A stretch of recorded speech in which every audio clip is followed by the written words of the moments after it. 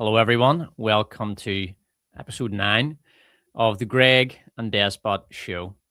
Hold on. Let me remove this slide first. There we go. We're pros. Yeah, we're still waiting on Nerdword. We hope she shows up, but if she doesn't, well, hopefully we'll still have a good show for you. So, Greg, how you doing? Man, I'm doing great. I'm well, I got a little bit of a head cold and I'm a little tired because I don't know if this is a big thing in Korea, but in the Midwest, we like to do this thing where we spend hundreds and hundreds of dollars to build and plant gardens to grow $30 worth of tomatoes and zucchini. So I've been doing that all weekend. It's the ROI is absolutely horrible. It's terrible investment, but it is a fun time. So I've been doing that and I've been enjoying it. Good.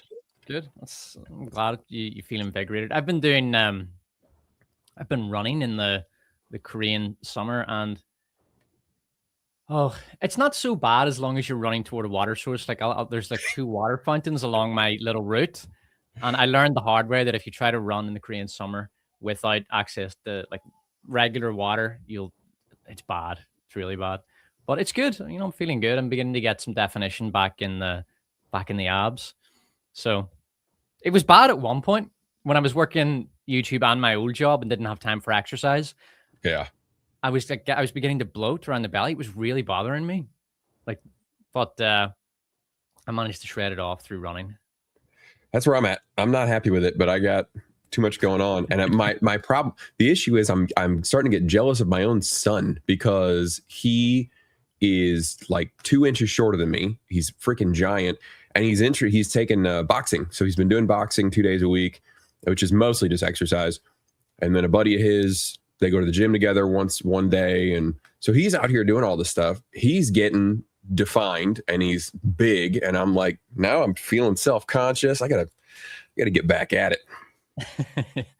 Yeah. All right. Well, we'll get into the topics. By the way, in case some of my subs are worrying that I'm becoming a streamer, I'm not. Me and Greg do this every 3 weeks on average, and I'm still working away on my next video. So it's a very long video. My last video was yet another re-up, but I'm working on my Nightmare World of Feminist film video. So I'll be reviewing 12 movies in that, and it's going to be about close to 3.5 hours long. It was originally supposed to be 4 hours long, but I just couldn't fucking take anymore. I just could not watch any more feminist movies. I think I watched 16 to make this video, and I just couldn't anymore. I had to stop and before I completely burned out. So anyway, that'll be out in mid-June. I'm hoping June 17th for the actual release date. So Greg, what are you working on? I'm still trying to get this West Wing video. You ever start writing a video and you have this concept and you begin to write it and you realize that you can't connect A to B in the way that you thought. So I'm still writing that, but next week I'll have a video just about video games and the live service gaming industry. Things are not doing well, especially for Bungie. There's a lot of bad news, which is actually good news. The video is really, it's good news that it's bad news because the customers are being served in other avenues of the industry, the parts of the industry that are just there to suck your money and monetize you and just, get the engagement metrics up. That's all dying. And the people that run these studios, all they pay attention to are the metrics and the money and all that. So we are seeing big studios move away from this last several years of everything needs to be online. Everything has to be a battle pass, everything, all that. That is dying actively. And I'm going to celebrate real hard. So I got that coming up. Good. All right. Well, let's get into it. So we are going to start with Mando and Grog. Disney Star Wars loses #1 box office spot to low budget horror movie. And I think it's actually now #3 at the box office. So it's Obsession is #1 then, or maybe it's Backrooms. Anyway, Backroom and Obsession have the top 2 spots. And I think Mando and Grog is now at #3 and is now basically a confirmed box office bomb at this stage. Yeah. To just briefly run through the numbers, Disney probably spent, and this is a conservative estimate, production and marketing would have been 250 million together. But I mean, they bought a $10 million Super Bowl slot. So the idea that they only spent 250 million, that's ridiculous. They spent a lot more than that, really. Yeah. So they're going to need 500 million to clear a profit, and not a chance. This piece of shit doesn't make 400 million, not even close. No. So this is a bomb. Like, this had a 70% drop in its second weekend, and it's losing out to 2 fucking YouTube indie movies, one of which cost $1 million. Like, Obsession cost $1 million. Backrooms cost $10 million. So it's beautiful. It not only bombed, but it's been humiliated by independent filmmakers. I think Backrooms is A24, and I'm not sure about Obsession. I think that might have been more like literally independently funded. It might be. That's a pretty big YouTube channel. This is a bad idea or something. Yeah, but I mean, even to get $1 million cash together to fund a movie, that's very impressive for any channel. Mm-hmm. So it's good. It means that Disney, they can't do the usual, oh, you know, it was never the same after COVID. You know, people never really went back to theaters. Actually, 2026 has been the best year for the box office since COVID. It's actually been quite a good year for the box office. So this whole audiences just aren't showing up anymore. Bollocks. No, they just don't want to show up for your dated shite that looks like it was something that would have been released around 2017, because it's just a very horrible dated slop movie. But I mean, so it's beautiful that it's failed and how it's failed, and that audiences are actually interested in fresh, new ideas, but just not this stale-eyed bollocks. No. Well, and this isn't even a movie. I mean, this was, I don't know if this has been confirmed or not. This was obviously a show. This is very clearly the 4th season of Mandalorian. And then they cut it into a movie like they did with Moana 2. I'm going to look and see if that's been confirmed. I'm showing a box office of basically 250 right now, 140 here and 110 international. So yeah, 250 after a couple of weeks. That's what I agree. That's at least what they spent on marketing and production. And that's insane. And it's insane because it's a Star Wars movie. It's not even that it didn't break even. It's that a Star Wars movie can't even break even. That's crazy. That says more about the brand and how Disney's handled it than anything else, any amount of reviews or anything. Yeah, I mean, I did warn them. If you go back to, I think I released a video in 2022 or 2023 called Star Wars is a Dying Franchise. And what I meant, I didn't mean creatively dead. My attitude was, well, after the Obi-Wan show, it was pretty much just creatively completely dead. But the point I was making was that the actual franchise was going to die. It would not be able to generate any more money for Disney if they didn't stop what they were doing. Like, just stop this shit. Stop the whole Kathleen Kennedy era direction. Like, get away from that.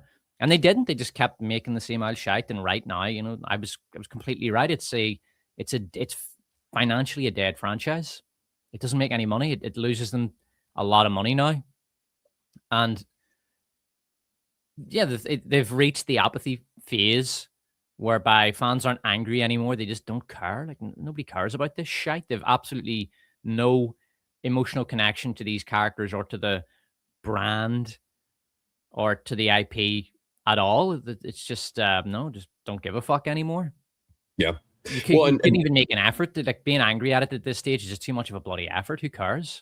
And that's the other thing is that if you look at, I mean, you and I, obviously some of our stuff has to be business decisions, what we cover. And I didn't rush out to see this because sometimes, like when Snow White came out, well, I was there day one because I needed to get a video out because that's just free money. It's free views. Come on. We're going to get the views. This, nobody even cared. If you scroll through YouTube and look up Mandalorian Grogu, there's tons of videos talking about how shitty it is. They're not even getting good views. Nobody even cares enough to watch videos about how shitty it is. That's what's crazy. Yeah, I mean, I was looking at the numbers and it did, and this, I knew this would happen. The first few videos that popped up, you know, the first day or two it came out, did okay. And then it just cratered. Yeah. Also because it was an oversaturated topic. I'm going to cover it, but I will be covering it in my worst movies of the year video in December. Yeah. That's actually, that's a great opportunity for me because I always do that. I did that for the past 2 years, and it's a good opportunity to cover movies that I'm inevitably going to miss because I don't do many videos. So I can just do like 12, 13 movies all at once at the end of the year. So that will definitely be, I don't know. It'll definitely be bottom 10 could be bottom 5 depending on how bad things go. It's an awful movie, but it's not necessarily disgusting in that it's not morally offensive in the way that, for example, the Devil Wears Prada 2 is a morally offensive movie, for example, in the way that it glorifies consumerism and corporate culture and things like that, which is just so horrible, especially in this day and age when corporations are just treating their employees like shit to be scraped from their shoe. So that's a horrible movie. But yeah, this movie isn't offensive. It's not The Last Jedi. It's just, well, what did you think of it, Greg? Well, I was just bored. I mean, this is one of the most boring movies I've ever seen, which is crazy because, again, it's a Star Wars movie. It's a guy that we got lightsaber or blasters going on. We've got arena fights going on. There was a heist. And you list these things and you might think, wow, this sounds like a really exciting movie. No, somehow they managed to take these elements that you would think you could just throw them in and half-ass it, which is, I believe, what they thought. And cool, you've got a cool movie. The nerds are going to show up. They're going to love it because Mandalorian's there. It was awful. It was dreadfully boring. There were so many slow shots. And again, I am firmly convinced that this was the majority of season 4 already shot, and then they cut it into a movie. And you can actually see at various parts of the movie what each episode should have been. The first episode, or there was an episode about finding Rada, whatever. There was an episode about breaking in and rescuing him. There's an episode about going and finding the guy at the mansion to find coin at the mansion, whatever. You can actually see where the episode cuts are or get the idea. And so you've got 6 or 8 episodes of what should have been a season of television cut down into 2 hours, and it's still fucking boring. There were tons of panning shots. There were, somebody mentioned in the comments, there's tons of full minutes of Grogu just waddling through the forest. Yeah, you have a character that can't speak, which is always a terrible idea. And so what you end up with is later on in the movie, since this character cannot speak, everybody has to make noise, and then other characters have to go, oh yeah, you're absolutely right, we do need to go break into the vault to get all the money to pay off the mob boss. Good point, little squeaky person. But later on in the movie, we're spoiling this, right? There's no there's nothing to spoil. There's a fucking plot. But later in the movie, Mando is poisoned and he's unconscious, and Grogu just he's trying to survive with them, and he finds some fisherman in the middle of the woods and he steals a fish and then goes back for another fish. And while he's there, another bounty hunter, which was cool looking guy, and his dog, they just show up basically to just chit chat with the fisherman and tell him, oh, hey, we were over at the hut place. 2 fugitives are running around the forest. It's crazy shit. Anyway, one of them, I think, is bitten by a dragon snake. That's very important information. Bitten by a dragon snake. And anyway, so peace. And he just leaves. And then the fisherman turns and goes, hey, little fella, he just said there's 2 people lost in the forest. That wouldn't be you and a buddy of yours. It's poisoned, right? Let me make you an antidote. So like, you have to do dumb shit like that when you have a character that can't speak, because how else is he going to get help? And it's shit like that they don't think about, because all they think about is the merchandising opportunities. It was, oh God, it was awful.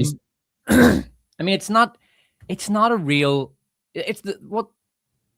a major problem with this movie is that there's nothing true about it, right? It's just, all of it is fake, lame, and gay. So this isn't a real story that is happening in a real fictional universe. This is an advertisement for an action figure and a merchandise doll.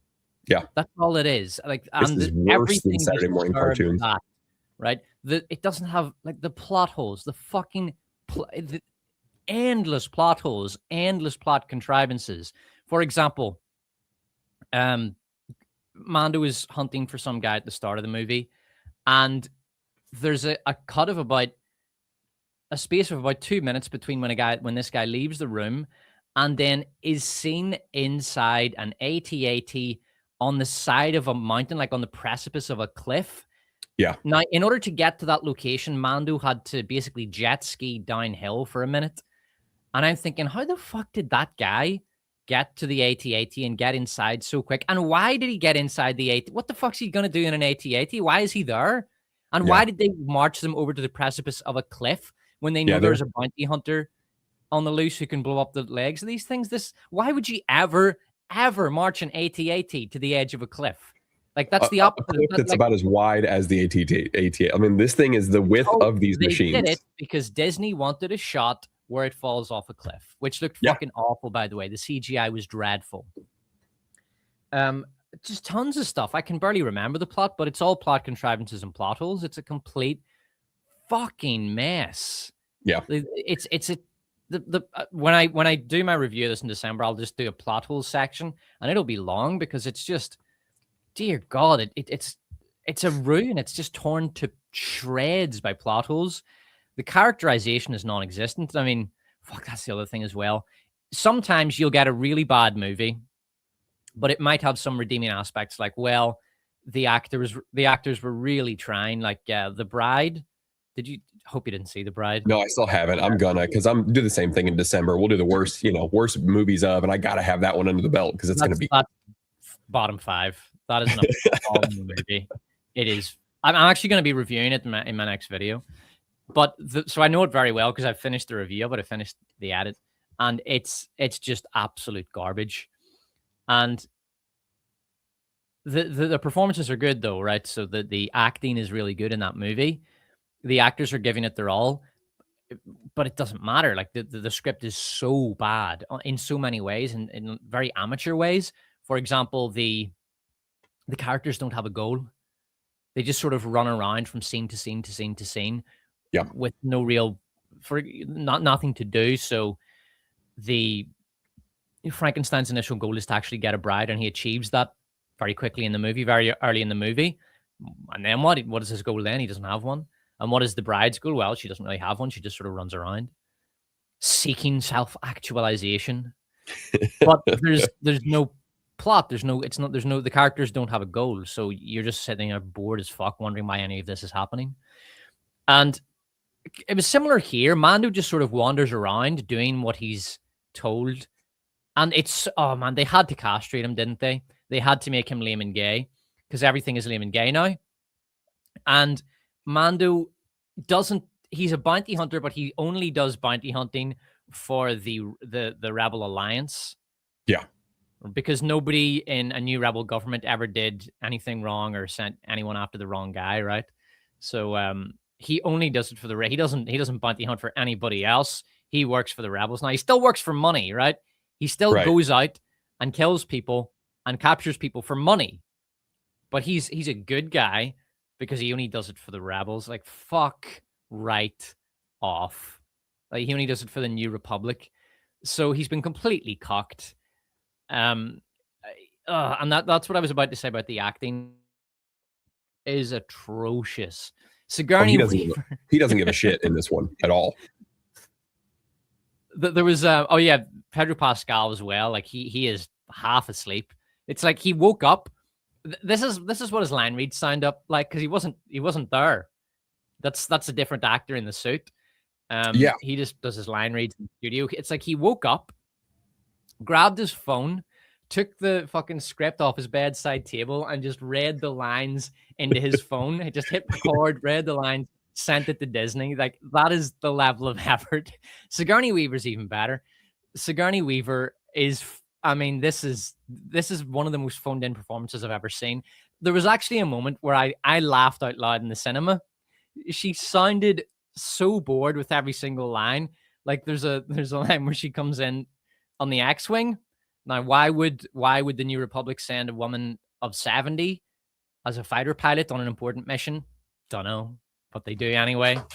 And because there has to be a scene where shit gets blown up. That's it. Yep. And she it does the camera shot where it's shows her face square to the camera, and she's like, everyone form on me. Like, she just sounds bored out of her fucking mind. But there was one line she read that she actually sounded happy, and that line was, "Let's go home." And it's like she was happy because she could get the fuck off the movie set. She just wanted to go home the whole time. She just did not want to be there. Oh, fuck. It was so you guys that haven't watched it, because there's a lot of people that haven't watched it. I think it should have been a show, because as Despot said, there's no characterization, there's no plot, there's nothing. This is clearly just more Mandalorian show because it doesn't advance anything. But he has a job. He, opens up, cool mission, which was fine. Like the ATAs being there and all that. It was plot holes were terrible, but it was like a James Bond opening where he shows up, he does a mission, gets the guy, kills him, whatever, turns in his bounty, and then she says, we got to find this mysterious commander guy. Nobody knows what he looks like except the Hutts tell us that they know, but you got to go rescue their son, Rada the Hutt, and he's being held captive and he's fucking just yoked. So you have a Hutt with a 8-pack and massive arms and shoulders, which was the dumbest looking shit ever, but he's in an arena. Mando tries to get him out. The guy that's in control, he says his contract's about to be up, but he doesn't realize the arena guys are just going to kill him. Gets him out of there, and he's a nice guy. I don't know. I'm not sure, Despot, if you picked up on this in the movie, but he's not like his father. He doesn't want to. His father ruled by fear. Is he his own man? He's his own man. He's not like his dad, and he wants people to love him and for being nice and respectful, and not for ruling by fear. And he says that 12 times, maybe, just almost word for word like that. Like, he says, I'm not my dad, verbatim, multiple times. So they get him out. He tells them, oh yeah, my arena boss, he was the guy you're looking for. They capture him. Then what happened? Then he got recaptured by the Hutts because they actually just wanted to kill him to take over the Hutt Empire. They did they involved Mando and all these other people to go get Rada to kill him when he was just going to die in the arena anyway. So they involved a bunch of people and ended up bringing a bunch of heat on themselves for no reason. That plot point doesn't make any sense either. Now that I think about it, like why are we doing this? What's the point? And the end of the movie, they kill him. They kill the 2 new Hutt people that we don't really know or care about. Rada goes his own way because he's his own man, and Mando, they all, whatever, cheers, we won. Yay, something, Empire is not going to rise again or something. I don't even know. It doesn't connect anything. But that's the plot. There's no plot really. So the reason that I do think it's a show is because if you remember when he first rescued Rada and he's like, okay, don't go back home. They're definitely going to kill you. Just go disappear into the galaxy. And he gets on the ship and he flies away. And there's like this swell of music.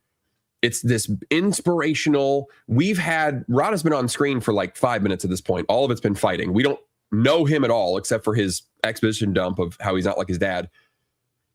And the plane is flying away. And there's this big instrumental swell that you're supposed to feel like, yes, this is a moment. That is obviously the end of like the 4th episode or something, except that they cut all the things out that would make us get to know this guy. So that didn't make any sense. That's the part that caught me. That was the big tip for me that I thought, oh no, this was a show for sure, because that moment was so unearned and they didn't even bother to go back over and re-edit the sound. They just took clips of what was obviously a show and just cut all the dead space out and still made a boring 2-hour movie. Shit was crazy. Yeah, you could also tell it was a show because it was 3 episodes or sort of mashed together, and I could tell when the first episode ended, it was obviously when Mando goes back and returns the bounty, and then episode 2 is when Sigourney Weaver says, "Okay, now go and get Rada the Hutt." But the movie actually runs out of plot when Mando goes back with this Imperial bad guy, this sort of Ace of Spades bad guy. They literally use deck of card analogies, even though, like the Ace of Spades, they say that in the movie, even though those that type of card doesn't exist in the Star Wars universe. They don't have it doesn't go 2 all the way up to Ace. They don't have 10 Jack Queen King Ace, right? They have their own wee card, but whatever, fuck all that. The audience are morons. Who cares? So he's our Ace of Spades. And Sigourney Weaver had a deck of cards made with all these guys' faces on it, so she could hand them out to people. Like, what the fuck was that? So if there's any youngsters wondering what that was about, that's a reference to what the Americans did in Iraq. Once they took over, they put out bounties on a lot of Saddam Hussein's former regime guys, and they used a deck of cards to rank them in terms of how much money you would get on the bounty, because they were bringing mercenaries in to hunt them down, things like that. And then Saddam was the ace of spades. And of course, they were hiring Iraqi mercenaries who would go and get these guys. Saddam's bodyguards eventually gave him up for the bounty, obviously. So that's where that came from, just in case there's anyone under the age of 30 listening to this, which, you know, there might be. But yeah, this thing, just fucking appalling. There's I can't even think of any redeeming aspects. The music was okay. Like Ludwig Göransson's a very good composer, did what he could, but the production design looks tacky and cheap, and it looks like it's filled with toys that Disney are trying to sell. The CGI is just awful at times. Rada looks wretched. The acting is terrible. Direction is serviceable, I suppose, in terms of... Actually, no, the direction's awful, isn't it? I mean, you can't motivate the actors. The production design looks kind of shit. Like, no, I'm not going to give Jon Favreau a pass on this, especially since he was involved in writing the script. Just no, it's bollocks. Everything about this. The one thing I thought was okay with the stop motion robot guards looked kind of cool, I guess, but they were also just dumb as fuck. The other thing that didn't make sense, the Hutt twins, if they're powerful gang lords, why do they live in the middle of a jungle with absolutely no people around and nothing but robots and droids? Yeah. It's like, what exactly do they rule over? Well, they took over the Hutt Empire, but they're not on Tatooine anymore. So it doesn't... This is not a center of political power. You need people around. You need bureaucrats. The world building, like, fuck me, the world building is atrocious. It's just... Anyway, we could go on and on and on about this movie. I'll get to it in December with my worst of the year video. But the point is, Star Wars is dead as doornails. Yeah. And the question you have now, and this is Kathleen Kennedy's baby, this movie. This is her movie. She's the one who shit the bed here. It's her bomb. It's her box office bomb. And it's her last movie, thank God. And this is her legacy. This horrible, stinking bomb of a movie that is just no one likes and has lost Disney a huge amount of money. And it's beautiful. And I'm glad we have this final victory to prove that the Kathleen Kennedy era was a disaster and that the woman was a moron who never really knew what she was doing. And the money she did make early on came from George Lucas's legacy. That was the fumes of a franchise that Lucas built that had fuck all to do with Kathleen Kennedy, like the early financial success. So this is Kathleen Kennedy out on her own, making bombs that are fucking garbage. So anyway, good riddance to her. It doesn't matter. Doesn't matter. Well, I'm also really glad to see the death of the Iverse of everything, the versification of all, because they wanted to do this Mandoverse shit. And, there was no Bo-Katan in this movie at all. So anybody that has been watching the series, if you know anything about the series and how Mando was forced to grovel in front of Bo-Katan and hand her the Darksaber, and they had this whole lore about the Darksaber, and the ruler of Mandalore had this thing, and season 3 was basically all about him being cucked by Bo. That was all of season 3. Then we cut to season 4. She's gone. All talk of Mandalore is gone. Rebuilding Mandalore. The other Mandalorian societies that you could go somewhere with, that's all gone. None of that is here at all. So they had this whole idea for this Mando-verse thing, and it's gone. It's gone nowhere. Versification. I'm very tempted to do a video because I have fucking 30 really good video ideas. But I have to be very selective in what I can and can't do. Yeah. And one of them would be the worst modern movie tropes. So it would be things like the yap yap trope where the characters just won't shut the fuck up. By the way, that's this movie. Yeah. Just characters just talking all the time. It has absolutely no edge. It has no aura. It has no atmosphere. It has no vibe because it won't shut the fuck up for 5 seconds. Right? Think about a person that you might have known in, say, college or high school or something, or even at work, and think, you know what, he's a cool guy. That is someone who knows how to shut the fuck up, who can actually be quiet and have a bit of mystery and aura about them, right? Yeah. But somebody who is just a motor mouth, they don't have any aura, right? Same for movies. When movies can't shut the fuck up for 5 seconds, people can't relax into it. It's why J.J. Abrams movies are so horrible to watch. Like, just try watching The Force Awakens today. It's a horrible viewing experience because the movie never shuts the fuck up. And that is an appalling trope. That's one of the worst tropes of the past decade. Another bad trope is versification, like you said. I watched Birds of Prey recently. I'll be talking about it in my next video. And you can see the versification on screen. Every character gets their own little introduction in which you get their backstory. It cuts back to their backstory, and they do some cool shit in the present, and they're geared up so that they can sell action figures, and it's all versification. Like the entire movie just feels like adverts for potential spin-offs. Yeah. So it was like that. The versification was just awful and was a big contributor to the destruction of franchises. Like all of Marvel Phase 4 was just that. It was just every movie just felt like an advertisement for several potential movies. Yeah. Well, it happened to Mandalorian. I mean, we talked about this with season 3, where season 2 ends with Grogu going with Luke. And okay, we've completed the arc. That's great. The mute child is now not going to be here anymore. And then they not only brought him back for season 3 to make this, verse thing, but they also stole 2 of the episodes from season 3 and put them into the Boba Fett show, because that show sucked so badly that they needed to be able to say, oh, if you want to know more about Mandalorian, you got to watch Boba Fett also. And if you want to know more about, you got to watch the Obi-Wan show. Like, they all tie into each other. Everything ties in. We're going to have after credit shit for all of these. We're going to have little cameos all the time, because you got to stay up on all this stuff. But yeah, you're right. It's just advertising. It's advertising for their own shows, in their own shows. It's awful. I was looking ahead, like, what the fuck does Disney even do with this brand now? Because it is dead. Star Wars is a dead brand. Yep. Culturally, it has no cultural impact. It doesn't sell merch anymore. Nobody gives a fuck about Star Wars Land at Disney Resort or whatever it's called. What is that place called? Galaxy's Edge, I know, shut down. That was $1 billion hotel based on the sequel movies, and that they had to shut that down.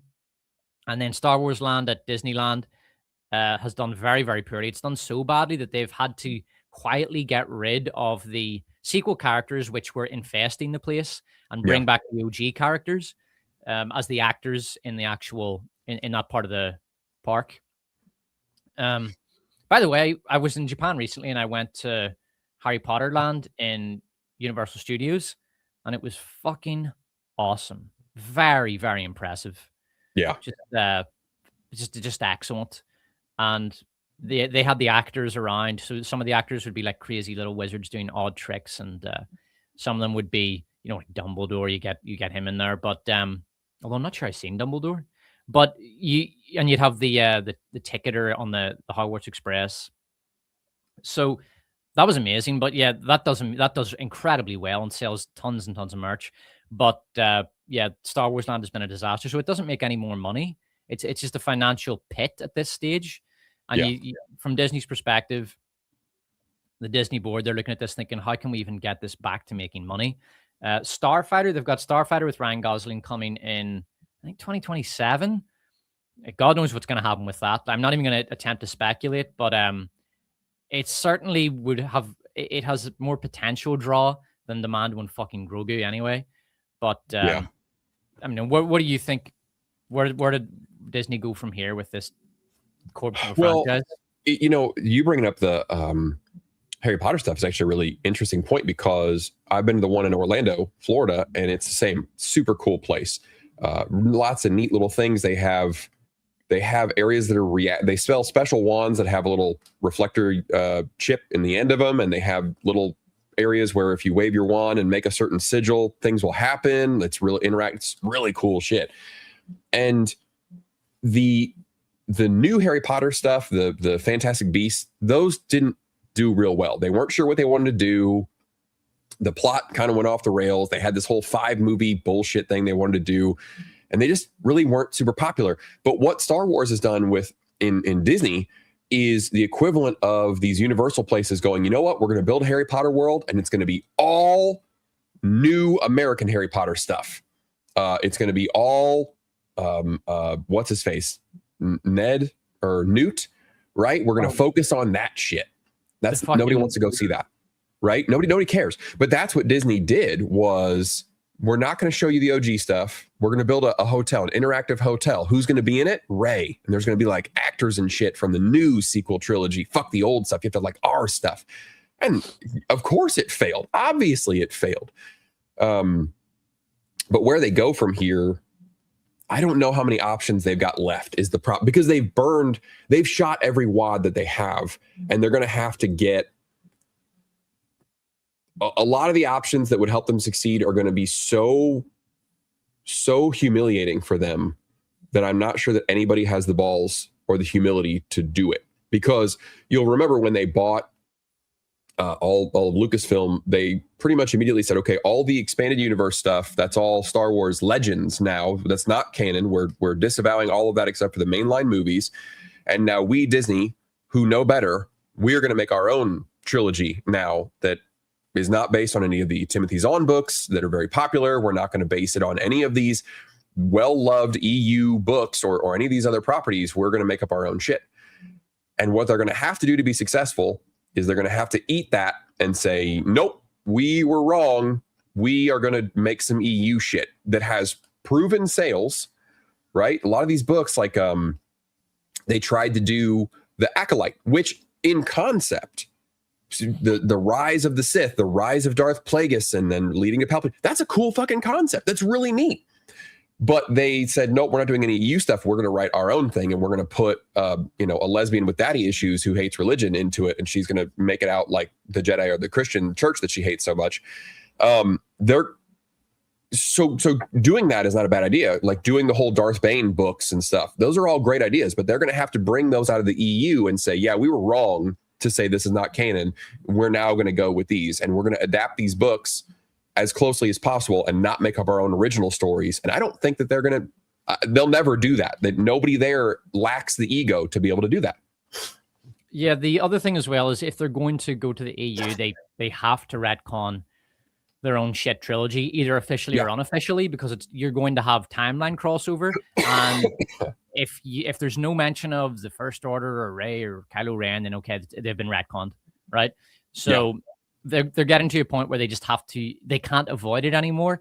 If you're going to make any movies or shows or whatever, merch or even books, whatever it is, in the sort of post-Empire timeline, you have to decide, okay, are we retconning these fucking things or not? Because if you're let's say I'm a writer director and Disney hire me and they say, we want you to make a Star Wars movie. I say, okay, well, I want to do something post-Empire.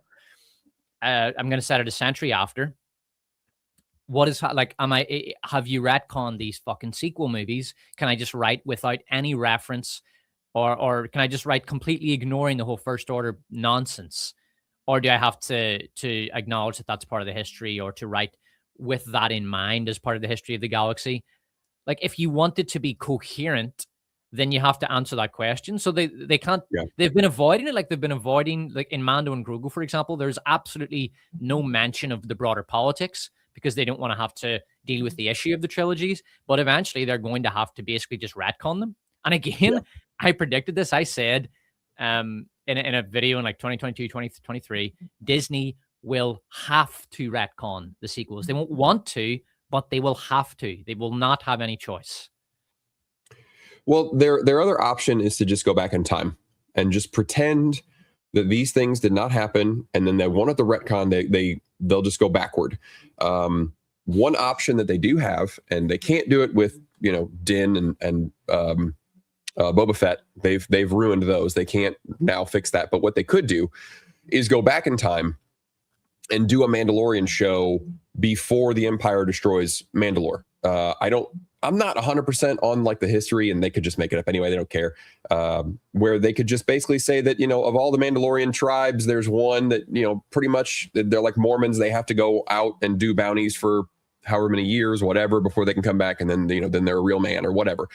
And you could just have a show, and you could make, I'm not exaggerating. You could have 10, 12 seasons of a show, and tell me if this format sounds familiar. Lone guy goes out to search, go out and do bounties, and uncovers a large conspiracy on a particular planet, gets kind of pulled in. There happens to be maybe a woman there that he's kind of attracted to, and there's a bunch of innocent people who are all going to get killed unless he intervenes. And boy, he just he helps out and uncovers a conspiracy and kills the bad guys. And then the girl says, you should stay. And he says, no, I got to keep on going. That's fucking Reacher. That's Kung Fu. That's Mixtape. I mean, it's that format has been working forever and ever and ever. So it's not hard for them to be successful. They could just do dad TV and have a Mandalorian guy on adventures, solving a problem every season, just like Reacher. Amazon's going to make Reacher episodes for as long as Alan Richson is able to. They're not hard to make. They're not hard to write. Most of them have already been written. So they could do that. And the format's already proven. People will eat it up. But again, Disney will not do that because that is a format that is like 40 and up men are going to watch the fuck out of that show. Where a dude comes in and rights all the wrongs and kills the bad guys and just kicks ass, and that's it. And he's got cool gadgets. It'd be competence porn because a Mandalorian especially, he's going to have cool ass gadgets. He's going to MacGyver some stuff to solve the problems, whatever. It would be an instant hit. It would make them all the money. But they refuse to do that because they hate that audience. Disney hates that section of the audience and they refuse to serve it. Yeah. They hate it. Make no mistake, Disney are a woke company and they will remain a woke company. Yeah. Whatever happens in the broader culture, they don't care. They regard their main job as social engineers and propagandists, and that is never going to change, ever. Yeah. Other studios, maybe. I think A24, quite apolitical. They don't really care that much. They're willing to make horrible woke shit as long as it wins them awards, but at the same time, they're willing to make stuff that is, red pilled and based. So they don't really care, right? They just want the money and a bit of clout. But Disney they're very dedicated wokeists. They will never ever abandon that. They just won't. The company, the rot is too deep into the bones, and much of it is owned by BlackRock anyway. So they're going to follow orders. Let's have a look at some of the super chats before we move on to the next topic. You two gents are awesome. This is from Dean Lawliet. You two gents are awesome. Love your work. Keep up the good job. Thank you very much, Dean. And Nevermore Rules, $10. Just a little skadole for all the fun content. Thank you very much, Nevermore Rules. Appreciate it. And Dennis Marquez, $5. Just like Greg says in one of his review of the Wheel of Time, Mando and Grog is an and then story. And then this happens, and then this happens, and then this happens. Exactly. That's like the term for that is non sequitur. It's a non sequitur plot. The various scenes and plot threads just aren't connected. It's just shit happens, and then this and this and this and this and this happens. The Bride is another example of that. That's a non sequitur plot. Just this happens, then this happens, then this happens, then this happens, and nothing really is connected. Maybe in the writer's mind it's connected because it's happening in the same world, or it has the same starting point. But no, it's a complete mess. And Mando and Grog is a textbook non sequitur, and then this happens, and then this happens, as opposed to this happens, therefore this happens, therefore this happens. Things like that. Or you could even have two separate storylines happening simultaneously. They're connected, and then they're slowly moving toward each other, and then they merge. Pulp Fiction, for example, does that. It has different storylines, which they're happening in parallel. They're not necessarily connected from the origin point, but they do eventually merge and cross paths. So you can do something like that. You can do different things, but the non sequitur and then plot, it could only really work if you're doing it very deliberately. Forrest Gump, for example, is a non sequitur plot, and then. But it's doing it in a very deliberate fashion. Like, that's the whole point. The whole point of Forrest Gump is that it is non sequitur. It's just this idiot who's kind of stumbling through life, but being very successful at it for, whatever reason. Maybe it's a guy who's he's unlucky, and he's unlucky, but then he gets lucky kind of thing. I don't know. I have to think about it more. So keep up the great work, boys. Obsession is all it's rumored to be. It's an emotionally traumatizing experience. That's from Chris Schick. I'll have to wait till it comes out on streaming because I'm not going to pirate it. I don't do that. I don't do piracy. And you shouldn't either. But for indie movies, I genuinely wouldn't want to do that. I do want to support them. So I'm going to wait till it comes out on streaming or until I can rent it or something. It's not coming out in cinema here, but I am going to see Backrooms today.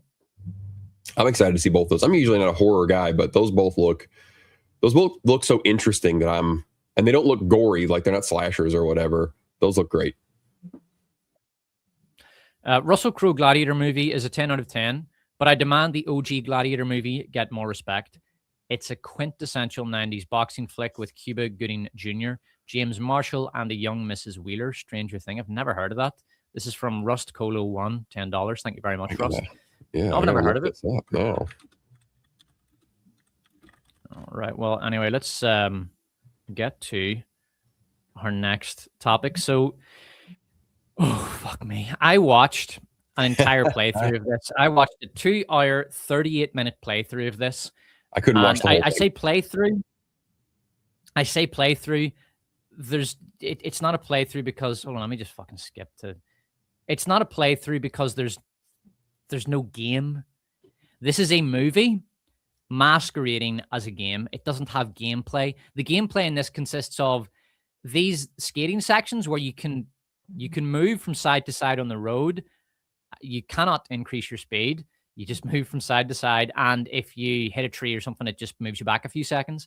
But it has no gameplay. A lot of the rest of the game, in fact, all of the other gameplay is the story takes you to a room or something, and you can walk around the room and look at stuff. And if you click on something, the insufferable Stacey Rockford, the girl who's narrating this movie, she will tell you about it. So if you click on a photo, she'll say, "This is when me and Slater were getting wasted in the forest. We got so fucking stoned that day. It was amazing. And I was listening to Just This Time by Depeche Mode. That B-side is so underrated." Like, or some other pretentious bollocks like that. It's horrible. It's just, so I'm actually going to review this in my worst movies of the year video.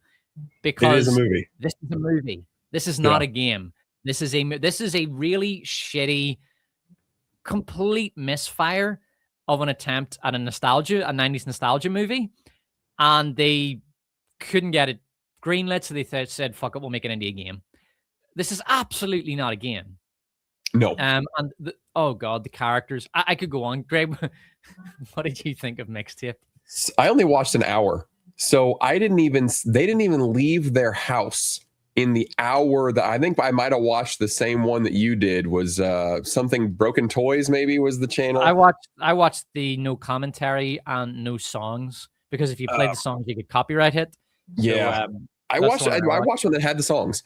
And I watched it for an hour, and they didn't even leave her house. And it was just that. It was wandering around the rooms, clicking on stuff. Yep, this was a concert we went to. Oh, wow, look at this Polaroid of us. It was that over and over. And you're absolutely right. And for those of you thinking that Despot is exaggerating, the accent for the main character there, the blonde that you're seeing the back of the head of, 100% fat Ridgemount High. She talks like this about everything and like drags it out. Vocal fry is when you speak into the back of your own mouth. And she kind of has like a stoner accent. Super SoCal. She's got that kind of that lilt at the end of her sentences that makes it sound like everything she says is a question. It's fucking ear rip.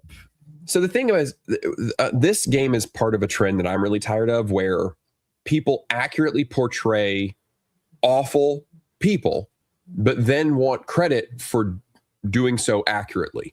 With The Last of Us 2, that was my go-to, where people defend that because you'll say, this is a bleak ass story. There's no point. Everybody's just horrible in the end. Revenge is bad. Oh my God, what an amazing concept. And violence begets violence, and it's just awful, right? It's just torture porn. It's awful. And you'll have fucking shills who, it's supposed to be bleak. That's the point. It's supposed to make you feel very bad because it's so awful. Okay, well, you know what, guys? If I showed you a video of a child being assaulted, that would make you feel bad. Am I successful because I showed you something that makes you feel bad and I intended to make you feel bad? Like, what is the point? And so I've seen people defending this game where they're saying this is an 18-year-old pretentious Southern California fucking hipster, and there are people like this. Okay, that's fine. That's great that you accurately wrote an asshole hipster. but I don't want to spend any time with this person just because you accurately portrayed a piece of shit. Like, I don't care.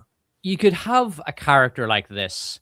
I actually think it might be quite a good idea to have a character like this in a movie, but the whole point is the character you would, in order for that character to work, you would need a kind of audience point of view character. So you need a fairly normal person who is likable, and then they run into, oh, for God's sake, it's that dickhead Stacey Rockford.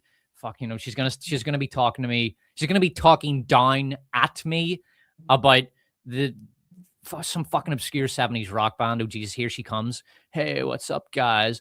Sorry, I didn't see you. I was just listening to Depeche Mode. Their first album is kind of underrated, but I think that Stevie Vaughan's guitar sound is like 18 months ahead of its time. And do you know what I mean? And it's just, you just want to rip her head off, but you're there with the normal characters wanting to rip her head off. That's the whole point. But when you take her and she's the main character and everything is from her perspective and there is no fucking relief from that, no, that's not how you use that type of character. But the argument that this is a well-written pretentious character, no, it isn't. Okay. I was a bit of a pretentious music snob myself as a teenager, like nothing like this, but they don't have this sort of vast, and I knew a lot of, you know, I was a big music head since I was 15, so I knew a lot of other teenagers, young guys who were really into music, and they didn't speak like this. They didn't talk like this. Generally, what would happen is you would sort of have phases. You would get really, really into the Smashing Pumpkins, and then you couldn't shut the fuck up about the Smashing Pumpkins, and then you get really, really into Radiohead, or you get really, really into the Beatles, and you just sort of have these phases where you're obsessed with them. And you can argue very passionately about albums and things like that, but sort of obsession with very obscure stuff, and the stuff that she goes on about in this movie, I'm just going to call it a movie. It is. You can tell that the writers have gone out of their way to make the stuff she's talking about as obscure as possible, to make her seem like she's extremely erudite. And it's none of the, like, the vast majority of the stuff she's talking about, the reason you wouldn't recognize it is because it's just not very good. It's very forgettable stuff. I mean, she mentions Love by the Smashing Pumpkins, which is okay, but they've done, Jesus, it's not even in the top 20 Smashing Pumpkins songs. So it's not even how teenagers like that talk about music. And apart from that, the dialogue she uses is completely unnaturalistic. You've seen American Psycho? Yeah. Do you know how Patrick Bateman will talk about music? He'll give these very elaborate, like he's selling it. It's like this is awful. Yeah, there's a tongue kiss scene where you can actually control the tongues. If you're watching the screen now, you'll see what we're talking about. But that is the gameplay. Like, this is what is considered gameplay. Oh, so hey, Nerdword. Hey guys, I'm so sorry I'm late. I totally got the times mixed up. For some reason, I thought it was Pacific time, so I was keeping an eye on the time and making sure I was trying to get here on time. And then I was like, let me check my stream, just my emails, just really quick. And then I was like, Central time? No, that's only an hour. So I logged in immediately. I'm so sorry I'm late. Don't worry about it. We're just talking about Mando and Grogu, which has been talked to death. Like, who cares? Yeah. Did you watch any of Mixtape? I did, yeah. I saw the first half hour like you suggested, and I was very confused for the first 10 minutes because this is not normally something that I take a look at all. The main character, Stacey, I think it's Stacey Rockford, something like that. It was utterly insufferable within the first 30 seconds. And I was like, okay, is this set in the 80s? Is this set in the 90s? Is this in the early 2000s? Do I even care? I'm not sure. I believe it's supposed to be 90s. Is it? Okay. But yeah, she's that person that is like, oh no, I don't even listen to obscure. I think in that original room she mentioned something that they've read some track from Portishead, because that's really what super cool people. Here. Like I do not rate Silverchair. I think Silverchair are one of many Nirvana knockoffs, probably the most successful Nirvana knockoff. But I've attempted to listen to their music in the past, and it's fucking shite. And here she is. You know who she is? There was this joke, just kind of a meme. Like, I'm so cool, I listen to bands that haven't even formed yet. She's that. If a meme was a person, she's that meme. Like, she's just so much cooler than you because she listens to shit that you haven't even heard of, bro. She's and the way she speaks, like some of the one-liners in this, the most pretentious. By the way, this is gameplay. You have to click the button in time with the music, and they'll do that. That's the game. The animation is terrible on this. Fuck yeah, it's all repeated animations. But the one-liners. There's a part where they go to a dinosaur park because I watched the whole thing. They go to a dinosaur park and they're talking about because they actually break in because these are criminals, right? Yep. They break the law. They underage drinking, lots of trespassing, lots of vandalism. Like, they're just scum. Like, they're really just scum when it comes down to it. And they break into this theme park at night and they start turning on the rides, and they go into the dinosaur themed area of the theme park, and they start coming off with one-liners like, what is it? It's if I was a tree, when I'm losing leaves, is that like losing my hair or losing my skin? And then Stacey says something like, this is an interesting question. Another one is she goes, he says something like, what do you think of T-Rexes, Stacey? And she says, T-Rexes are so mainstream, man. If I was a dinosaur, I'd want to be a Dilapidon. And like, that's literally a word. That's literally a line that she says. Like, the one-liners in this, they're unbearable. They're so fucking pretentious. They're just the most pretentious, insufferable teenage wankers you've ever met in your life. Just it's almost impressive how insufferably pretentious the writers were able to make her. And the clothes and the music taste and the fucking vocal fry accent, man. What's crazy to me is that this game is supposed to be nostalgic, right? So it's supposed to be this, like, I wish I was this person, or it would have been cool if I, like, we knew people like this. Every teenager in high school knows people like this that are pretentious. They've always been around every decade. They always know obscure shit. But, when I was young, I probably wanted to be cool and like know obscure shit and be mysterious and whatever. Like, I'm sure that I was jealous of people like that at one point, but then later on as an adult, I would never look back on that and want to glorify that in a nostalgic kind of way. That's the part of this that really confuses me, is that adults made this and they were like, yeah, if we were like this and we broke into places and we knew all these obscure bands and this would be so cool. No, the fuck, it's not. That's the worst part. Was there any aspect of the 30 minutes you watched that you find appealing, Nerdword? I can't say that any of it was appealing, Despot, to be honest. I didn't mind the beginning when they're like skating down the road. I thought that was the best of the worst of it, I suppose you could say. But that maybe that's because there wasn't much talking, and they're only saying one monosyllabic words like car to make sure they didn't get hit when they were skateboarding. As soon as they got into the meat of the dialogue, I just checked out completely. Yeah. Yeah. By the way, this is the gameplay. You walk around her room and you look at stuff, and then she'll give you a little explanation as to what memory it references. So the entire room is just sort of a nostalgia sandbox. Every now and then it goes back to a scene like with the car that was a flashback. Yeah, like fucking, or the slushy machine. Here, you see these, right? These are I use these to wipe my glasses. But if this was Stacey Roxford's room, she'd say, I got these off Slater at a party in 92. We were listening to Silverchair at the time. Like, she'd have to give you the whole story behind her little rag that she uses to clean her glasses, right? And she couldn't just pick up a pen or say like, oh, look, here's a PS2 controller. She'd have to give you her backstory about how she got the PS2 controller from her sister when her sister went off to college. It's like, Jesus Christ, every single little item has its own little story. It's so obsessed with nostalgia. And that's the other problem with this game. Kids this age don't have nostalgia. When you're 17 or 18 or whatever age these kids are, you're looking ahead to the life that you're about to lead. You're forward looking. Like, teenagers this age are inherently forward looking creatures. You don't become nostalgic until much later in life. And you're talking like early middle age is when the nostalgia bug might start to really hit. And so this is this is the sort of the nostalgia of a middle-aged person being forced onto a teenager, and it all feels very fake and contrived to me.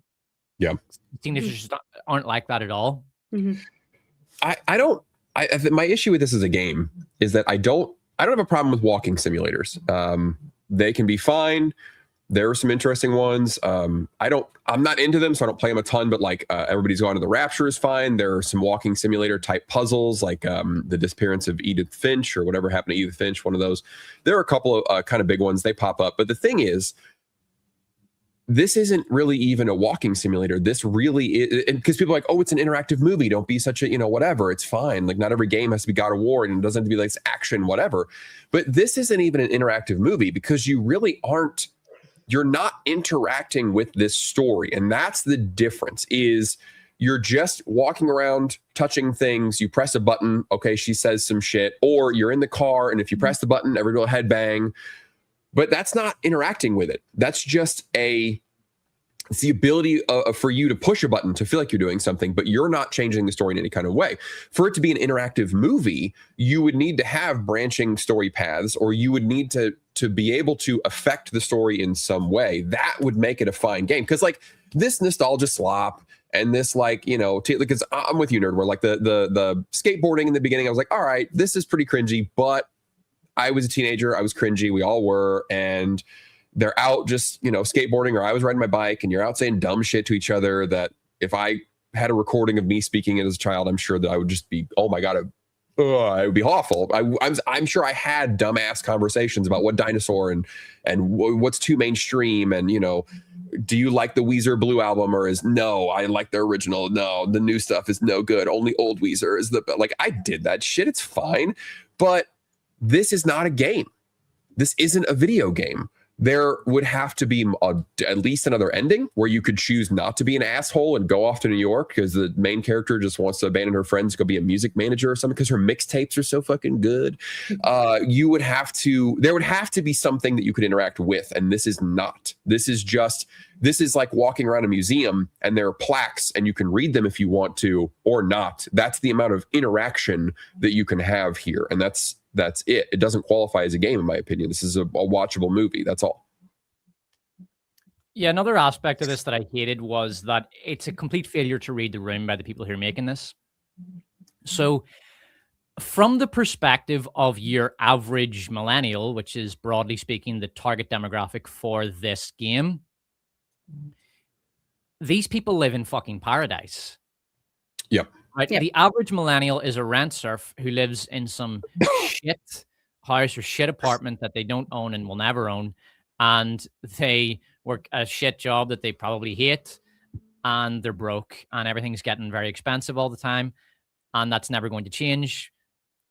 And they're never going to get paid more because, there's an army of third world slaves coming in to keep the wages low. So that's just the life they have now, right?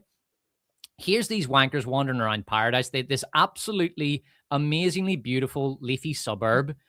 And it is a very nice visual setting. I'll give them that. I think that the way that they have visually presented this suburban, this scene in particular, this is kind of a cool little scene right here. They do have some nice visuals. I'll give them that. Like they live in this beautiful town, high trust society. You can probably leave your door open. You don't need to worry about dropping your wallet in the street. You'll be all right. It's not absolutely fucking plagued with junkies. So they live in this beautiful part of the world, right? Most millennials would kill to live somewhere like this. Look, they've got this big, beautiful lake, right? Yeah. And all they do is fucking moan, right? I can't wait to get out of this place. They actually call this town the Big Suck. That's their nickname for it.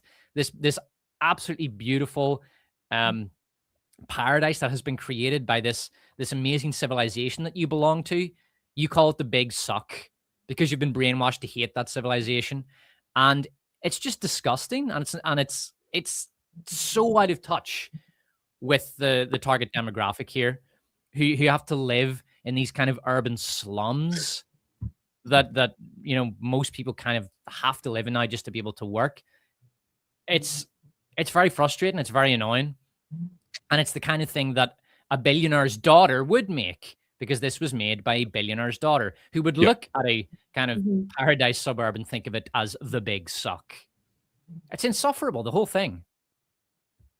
Well, it's funny you mentioned Devil Wears Prada, and we're talking about like video ideas, and I think I might do one about 90s movies about work versus new movies about work, and how like new young people do view it differently. Like I've seen a lot of posts where they'll bring up a Fight Club or Office Space or whatever, and they're like, "How? Oh no, I have a stable job. It's so awful. I have to rebel and blow shit up." And it's like, you guys don't.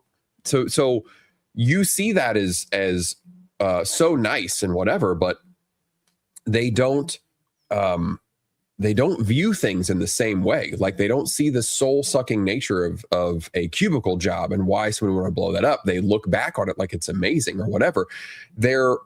They've been trained to hate bad thing or hate good things and love bad things.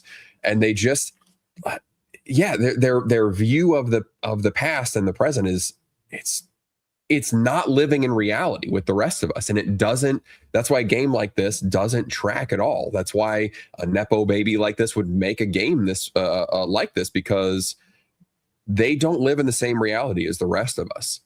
They don't, but that's the thing. It's not only that they don't live in the same reality, they can't even conceive of what it's like to live at the bottom of society. They don't have to worry about gangs of African men in their kids' play park, for example. Oh dear. Do you know what? Stuff like that.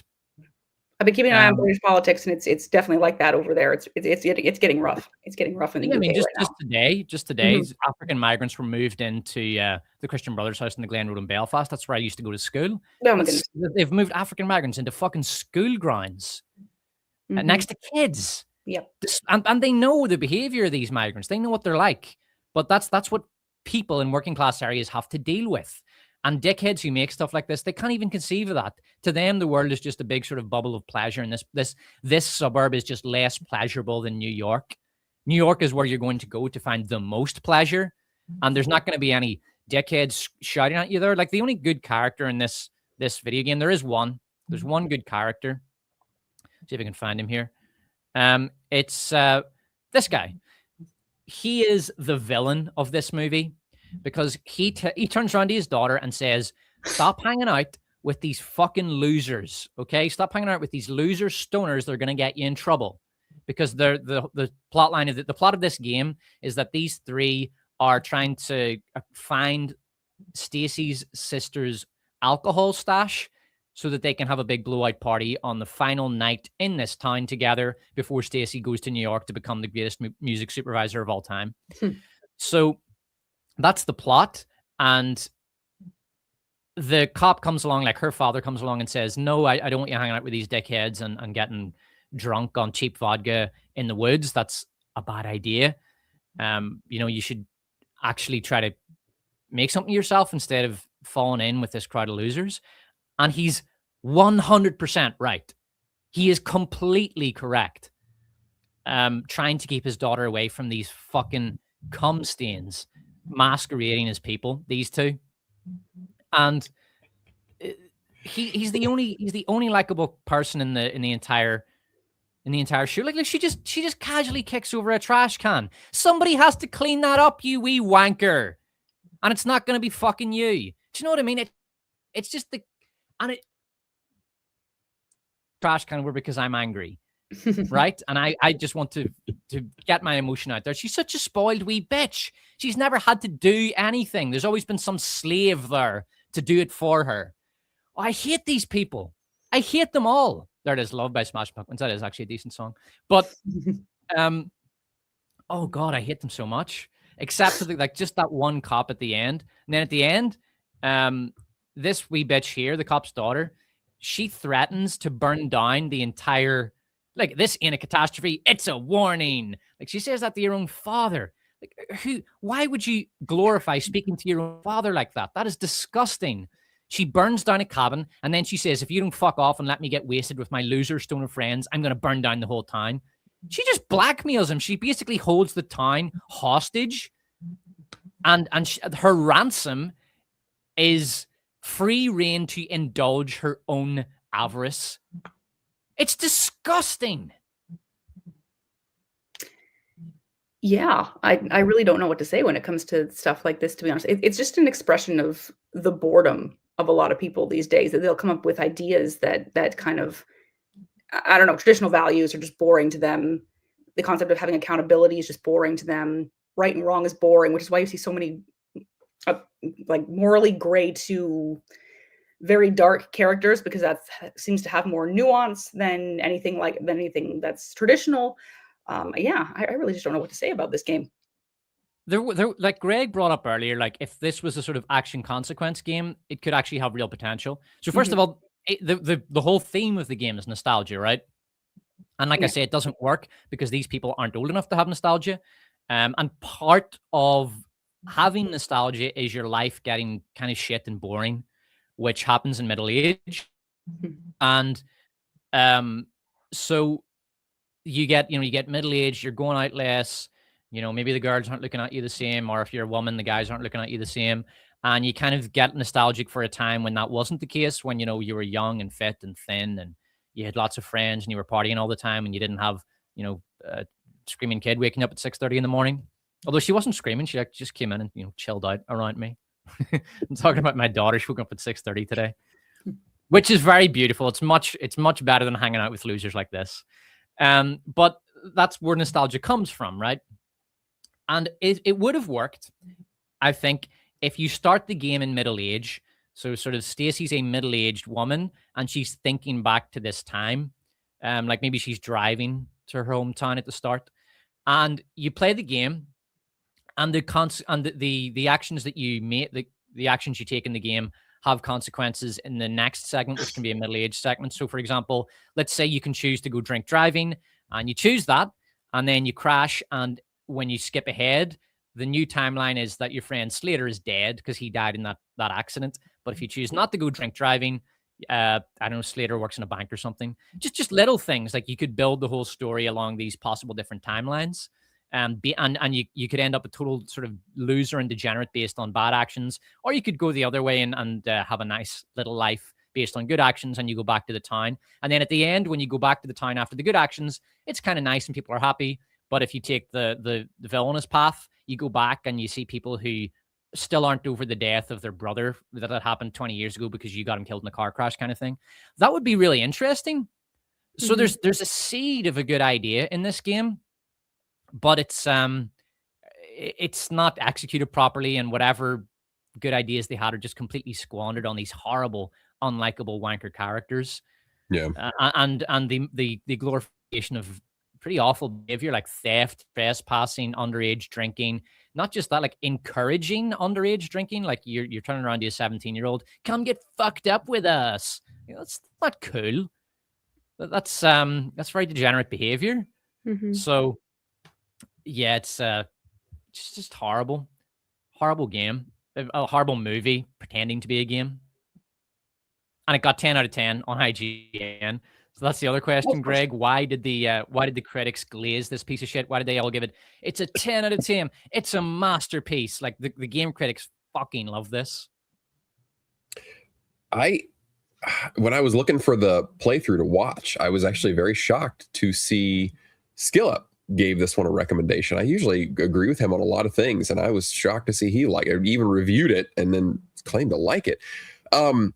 I do think that it's the same type of people that made the game. This isn't nostalgia, it's fantasy nostalgia. Because you could tell a game about nostalgia.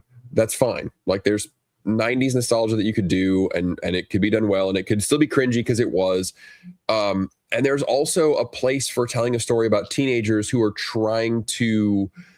they think their life is a sitcom or a movie, and they have these grandiose ideas about how important they are. And like Ferris Bueller's Day Off is like thinking that you are the most important person in the city, and you have this idea about your life, and it's a show, and you're leading a musical, and like all of this fantasy that you have. That's all fine. You can work with, like you said, there's pieces of this that you can work with.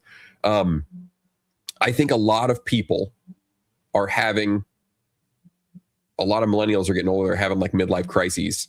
And the reason they like this is because it makes them feel like they could have had a cool childhood, even though, like I said, it's not cool, but I think that's what it's just theater kids that went into journalism and they go crazy for this kind of shit. Yeah, they get 5 points. I think Black Myth Wukong got like a 7 or an 8 or something.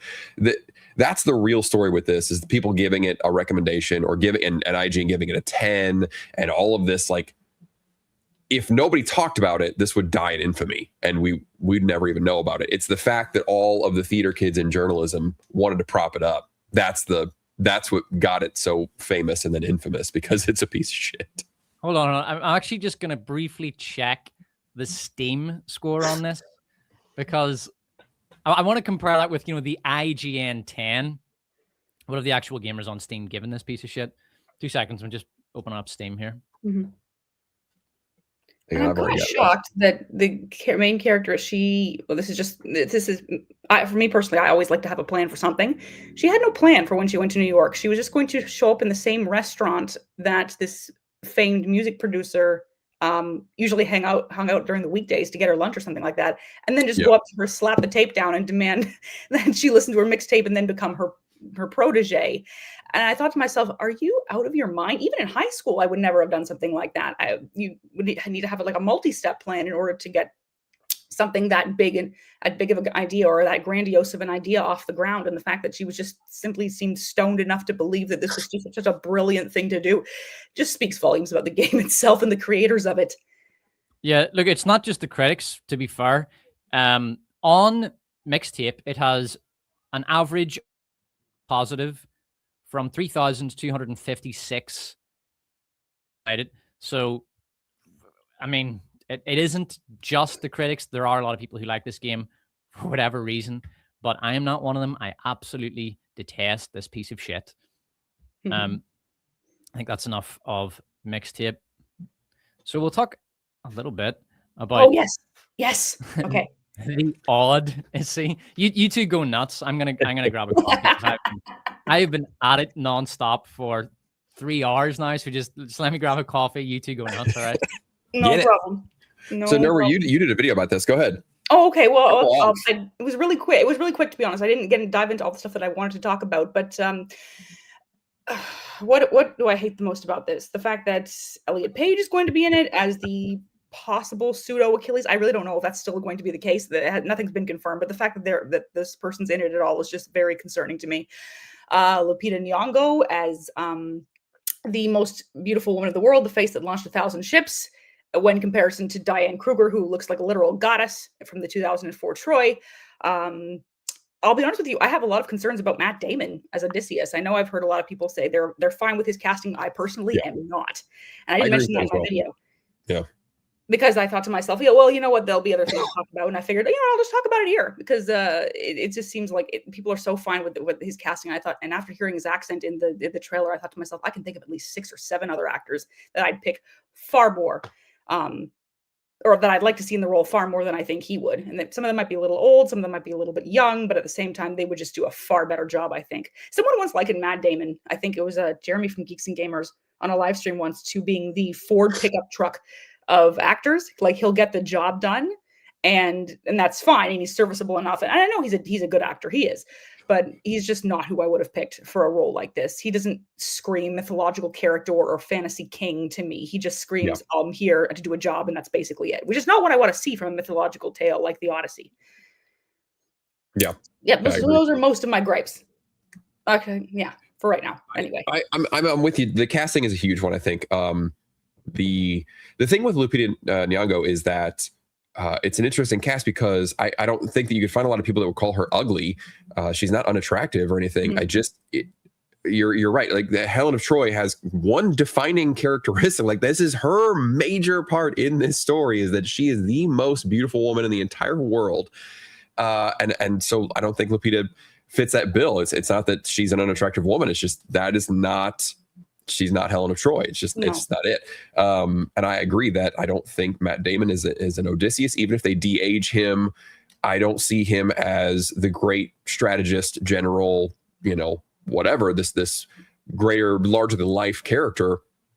And what we've seen of him so far in the previews, he's pretty beaten down, which is a big part of the story, obviously. But I agree. I don't think that he's it. And I don't know about Ellen Page. Like, I don't know if they're going to have her if in this version they're going to have Achilles go, because I think it's Achilles' ghost. Yeah. And maybe in this version, Nolan wants a like a contrast between this mighty warrior Achilles and now this, you know, scrawny chick that in Hades, this is the real soul of Achilles or something. And that's supposed to represent, I don't know, how sad and frail he is underneath the mighty deeds. I don't know what he's going for there, but that is odd. And the issue is that Troy, it wasn't a huge hit. Actually, I think it might have lost money, but that is the most recent imagery that anybody's going to have. And they're going to see Brad Pitt. Like, that is what they're going to think of when they think of Achilles. And so, yeah, Paige is just it's not going to be it. It's going to be weird.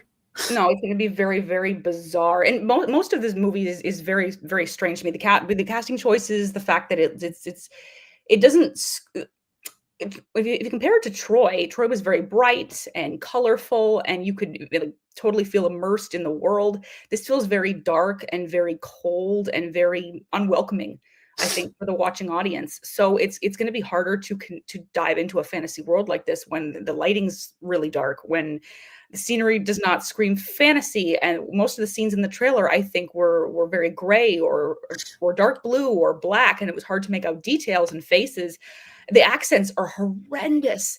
The accents are god-awful, and I don't know why he's decided to go in this route, because you would think that Christopher Nolan, who is, of course, I think it's fair to say that he's the best director working right now, would do something like this, specifically because it's supposed to be mythology, and there's not a single Greek actor in this. There's not a single... Okay, if you can't do Greek accents, then I guess British accents are serviceable. But the fact that there's none, and everyone's just speaking with the same American tone, it threw me completely out of the trailer when I first saw it. And I thought to myself, this can't be real. This is a joke. Well, I think that I agree with you. I think Nolan's a great director, but I think that I don't know how he's going to do this, because it just doesn't seem to jive with his style. You're absolutely right. It's very dark, and it feels very Dark Knight trilogy in the way that he's lighting it and everything. It feels like and much like Inception. Tenet was the same way. I just watched that one recently, it was fun. I'm gonna watch that one again. I feel like I gotta watch it twice. So yeah, his style of lighting and coloring and everything, he likes things to be gritty. He likes them to be very grounded feeling. And that, to me, is these casting issues, they're weird, but to me the biggest issue is, why is Christopher Nolan, who is Mr. Practical Effects, Mr. Gritty Realism, Mr. I tell stories out of order and I play with time travel and all this, what made him want to do the Odyssey? And I'm very concerned that he's going to try to focus more on, as he does with all of his movies, I think he's going to try to focus more on like Odysseus' struggle as a man, and the despair of his journey, and the fear of his wife because Pattinson is trying to court her, and these interpersonal things. Whereas the Odyssey it's an epic mythological tale. The audience, again, this is you have to bring a little bit of the audience expectation. Obviously, it's not just fan service, but there is a little bit where people are going to want to see some monsters. They're going to want to see this larger than life tale, this epic mythology. And Nolan tends to not want to do that. So I don't know if he's going to break and he's going to try something new here. I don't expect him to, but yeah, Nolan's not the guy that I would think would do an epic myth movie like this. It's going to be strange. Yeah. I totally agree. And again, I'm not as huge a Christopher Nolan fan as a lot of other folks are these days. I really did enjoy Inception when I first saw it. Tenet was interesting. It wasn't my favorite thing he's done, but it was interesting enough. But the fact that most of his movies are very grounded, very gritty, very practical, doesn't really jive with the whole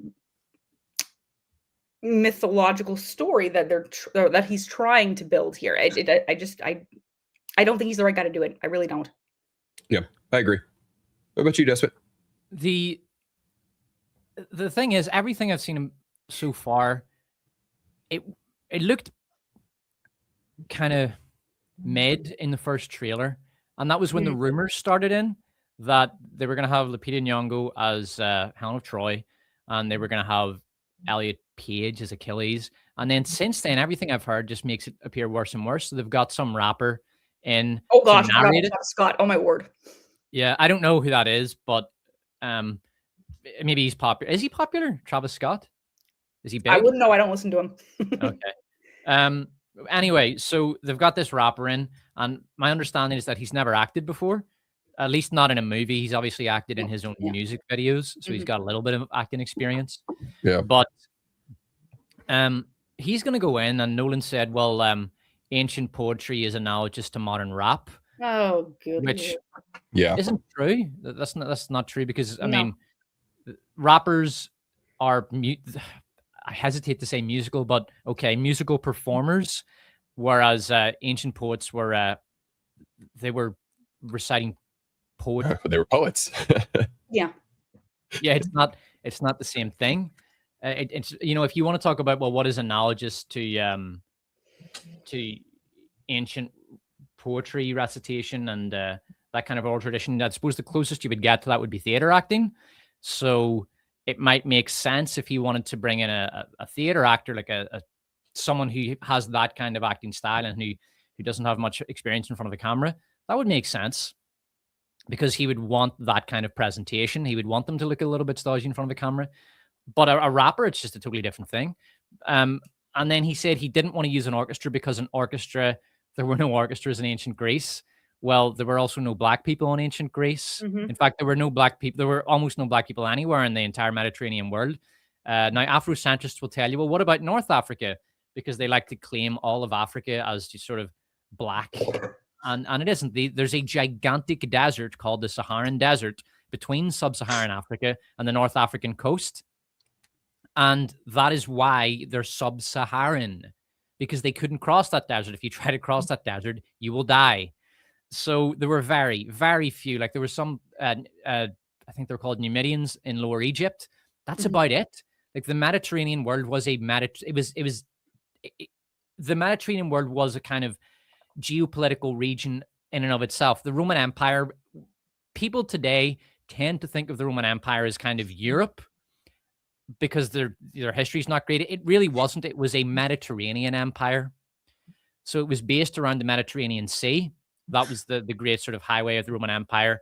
And all the land that touched that sea was Roman. And the people of the Mediterranean world were basically, they were European, right?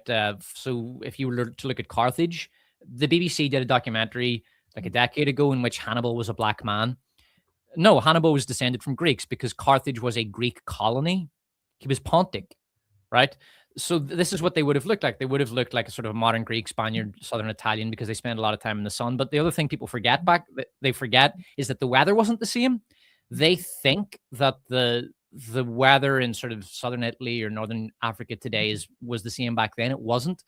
I think it depends on the period, but it was actually hotter in some regions.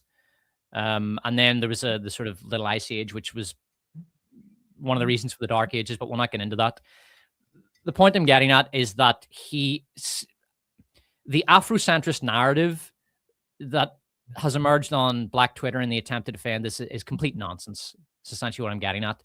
And if you're going to say there were no orchestras in ancient Greece, well, then you also have to take the position that there were no black people in ancient Greece and there were no rappers in ancient Greece.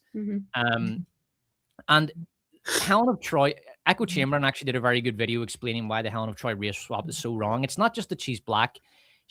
There are too many sort of steps involved in the suspension of disbelief. Okay. She's black. There's one step, one area of suspension of disbelief. She's not very attractive, to put it politely. And she's supposed to be Helen of Troy. There's another one. Helen of Troy is supposed to be the standard of European beauty. She's African. She's not European. So she can't be held up as the sort of traditional standard of European beauty. She would not be thought of as goddess-like by the Greeks. She would be thought of as exotic and foreign by the Greeks. They wouldn't look up to her in the way that they're supposed to look up to Helen of Troy as a kind of physical exemplar of a living goddess kind of thing. So there's just too many steps between what Nolan is presenting and what the audience expects. There's so much suspension of disbelief involved that it completely just breaks the audience experience with the character. It's also why Snape is such an absolute clanker of a race swap.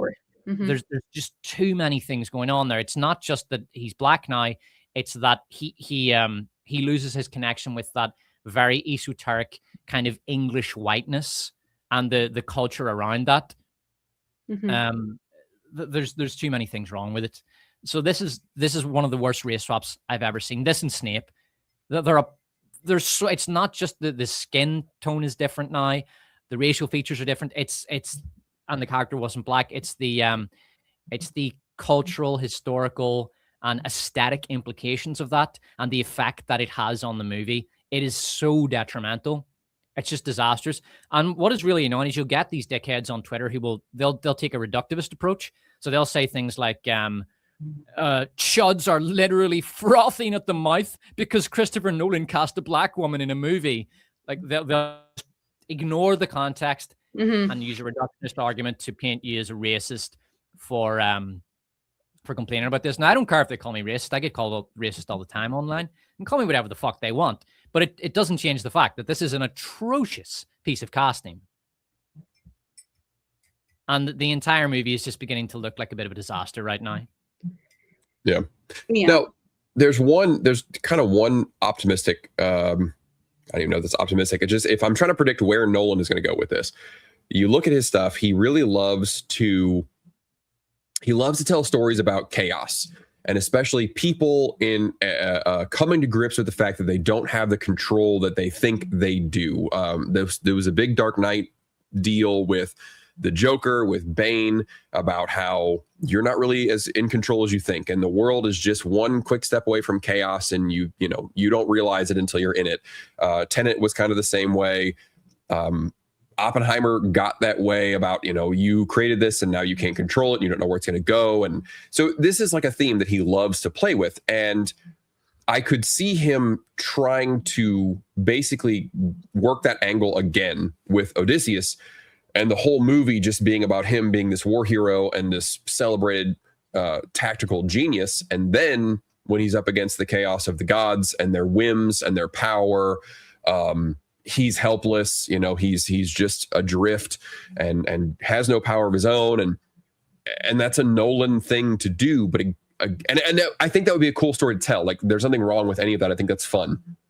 But again, I just think that you have to understand that with the Odyssey, the audience is going to bring in a lot with them. And so I don't think that the audience is going to want to come and see Odysseus's struggle with the chaos of life and his powerless state in it. And again, Nolan is not a huge fan of CGI, so it wouldn't shock me if we didn't see up close some of the monsters. Like, it wouldn't shock me if Nolan wanted to try to portray was it Scylla, whatever, I can never get it right. Just as I believe those are the names. Yeah, just as like a whirlpool, like if Nolan would want to try to shy away from the mythological and the deities and all that, and just, it's a whirlpool. It's actually just Charybdis is a cliff that has rocks falling off of it, or maybe he'll show some like a quick vine type thing, grab a guy, but not really focus on them.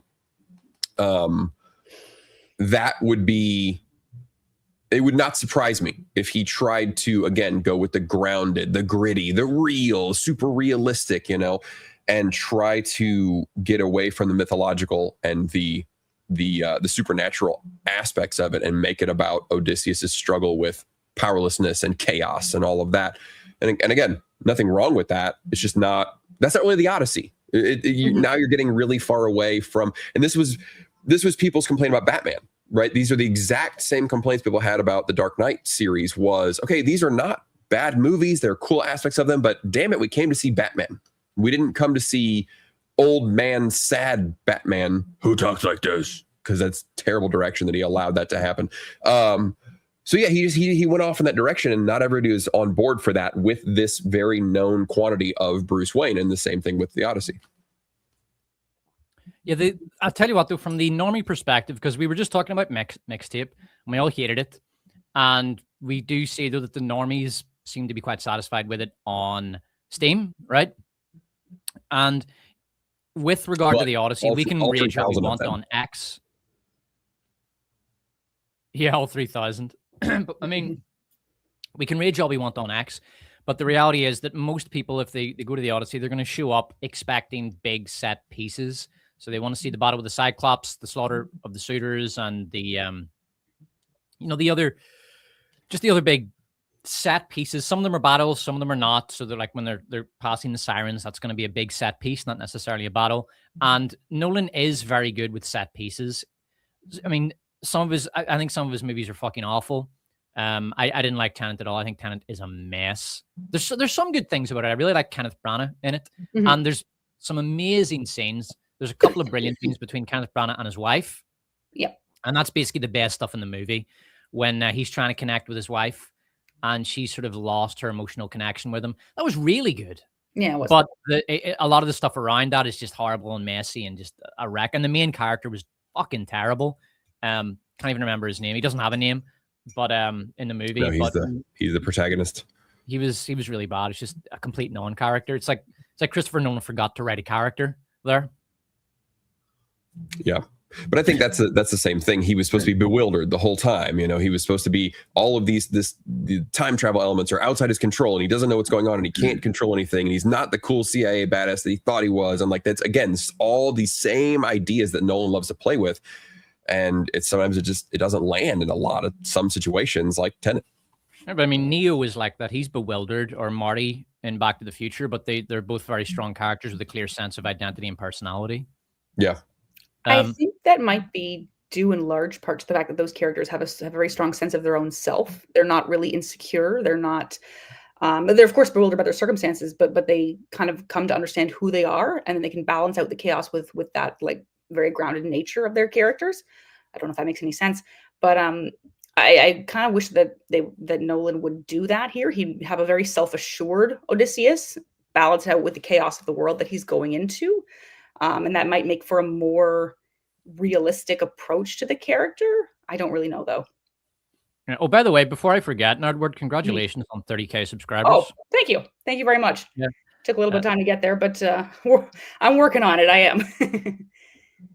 Yeah, Nerdword just hit 30,000 subscribers. So if you're listening to this and you haven't checked out her channel, the link to her channel is in the description, so you can head over there and watch some of her stuff. Thanks, guys. Mm-hmm. See, I think I fear that Nolan might get a pass from the normie market on this, and because I think he'll do a fairly good job with the set pieces. Now, obviously, when the movie comes out when it gets a digital release, the history geeks and the choreography bros on YouTube will begin to dissect it and talk about how bad it actually all is. But on a big screen on IMAX, I think Nolan can deliver with the set pieces, and that will sort of be normie slop, and most people will like it for that reason. And then they'll give him a pass on the race swaps and stuff like that. And then there'll be the other side of it on the culture war, where you'll have the culture war stuff. You'll have, if you like this movie, then you're a cock and you suck black cock. And if you don't like this movie, then you're a racist. You're going to get that. Yep. It's beginning to remind me a little bit of Ghostbusters 2016, in that if this was fucking absurd. Like, if you liked the movie or if you saw it, you were a Hillary supporter, and if you didn't, you were in league with Trump. Fuck me, that was bizarre. But it's giving me those kind of vibes. It's become a big culture war thing, this movie, and I think ultimately it's at the stage now where the review bombing on both sides is inevitable. So you'll get the black Twitter shills who are going to go in and they're going to give it, 9 million% on Rotten Tomatoes.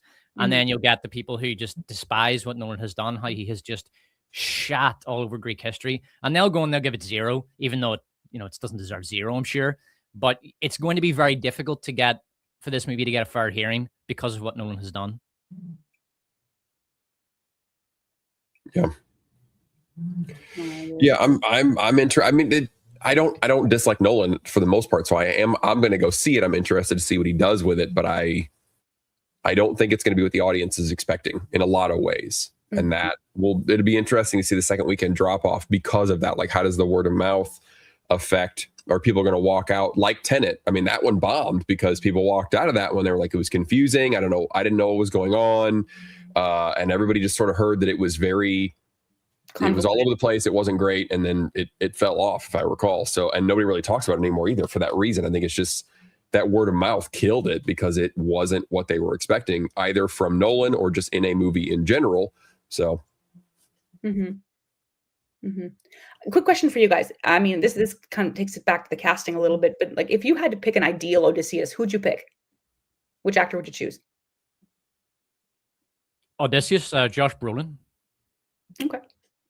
But you, Greg? Gosh, Brolin would be a good one. Oddly enough, I think that.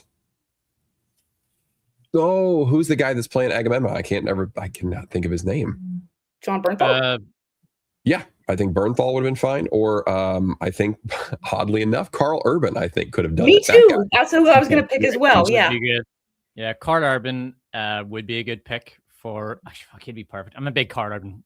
I mean, I'm a Carl Urban stan, like big time. So he is good. Somebody in the comments said Michael Fassbender. I think that would be good. Michael Fassbender, I think would be good. Would have been good, yeah. Isn't he? Yeah. Yeah, that would work. One of your commenters said Damon, yeah, he's kind of the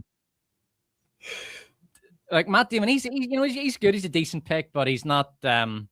He wouldn't be my first choice. He'd be like my fourth or fifth choice if I would actually sit down and write. A million actors I'd probably pick before him. Michael Fassbender's up there as well, I think. I know David Wenham might be a little bit too old, but I think he just turned 60. But I think he could still do it credibly if he had. Obviously, Paul Mescal and Aaron Taylor Johnson are too young, but I think if you were to age them up slightly, maybe they could do a decent job of it as well. Michael Fassbender too, Hugh Jackman, James McAvoy maybe if we were going that route.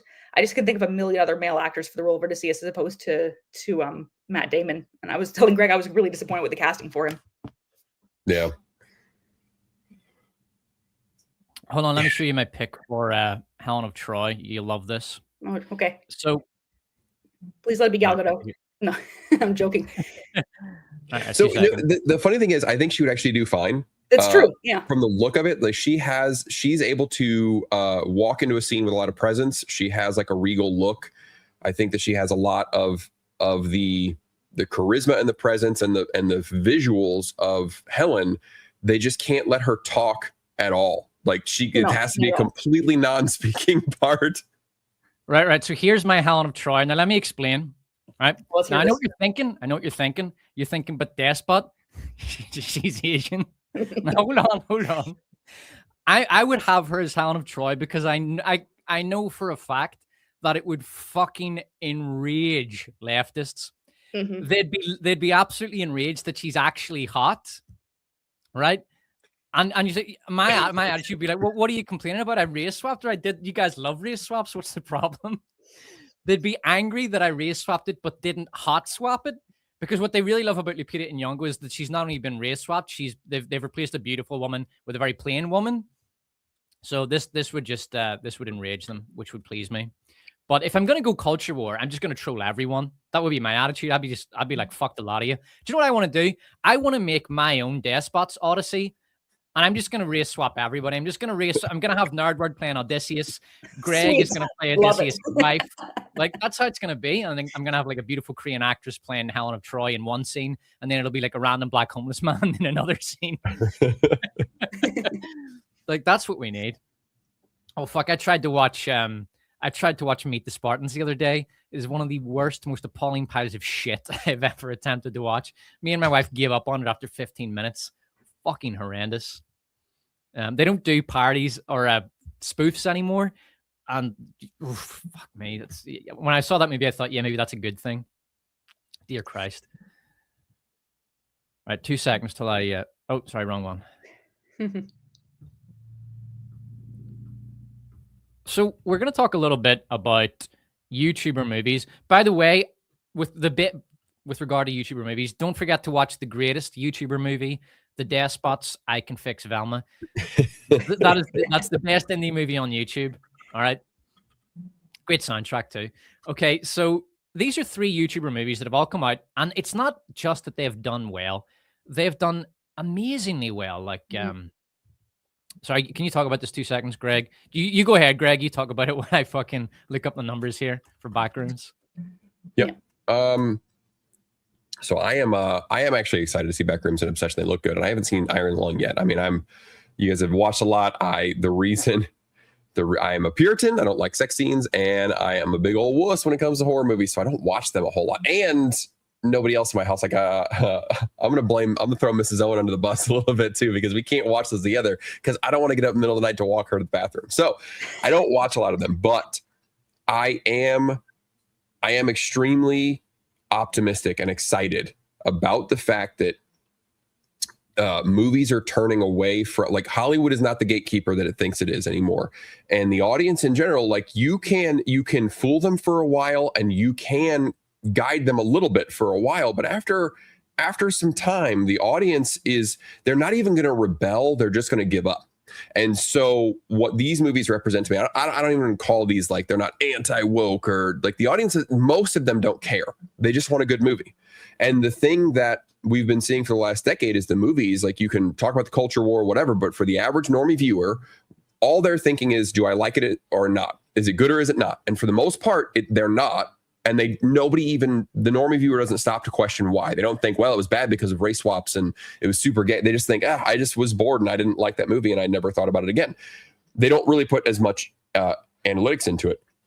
So I'm really excited to see these absolutely dominating over Mandalorian. The what that represents is incredible for the hubris of Disney and everything they did to the Star Wars brand. And more than that, I'm happy to see the independent nature of that these people are very passionate. The guy that made Backrooms, I mean, this dude it was a creepypasta from 4chan. And he was like, you know what? I love this so much. I'm going to make fucking cool horror movies on YouTube just because. And then it got picked up by A24 and they gave him the funding and they made an entire movie out of it. Markiplier put his own money into Iron Lung. I mean, this dude raised money. It was all his own. He took a big risk on it, directed it, and it made a ton.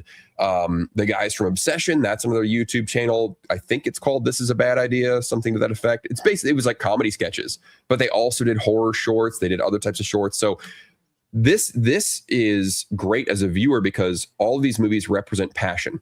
And they represent the audience not giving a shit what studio is making these. They just care is the movie good or not? Does word of mouth say it's good? Are the people behind it passionate?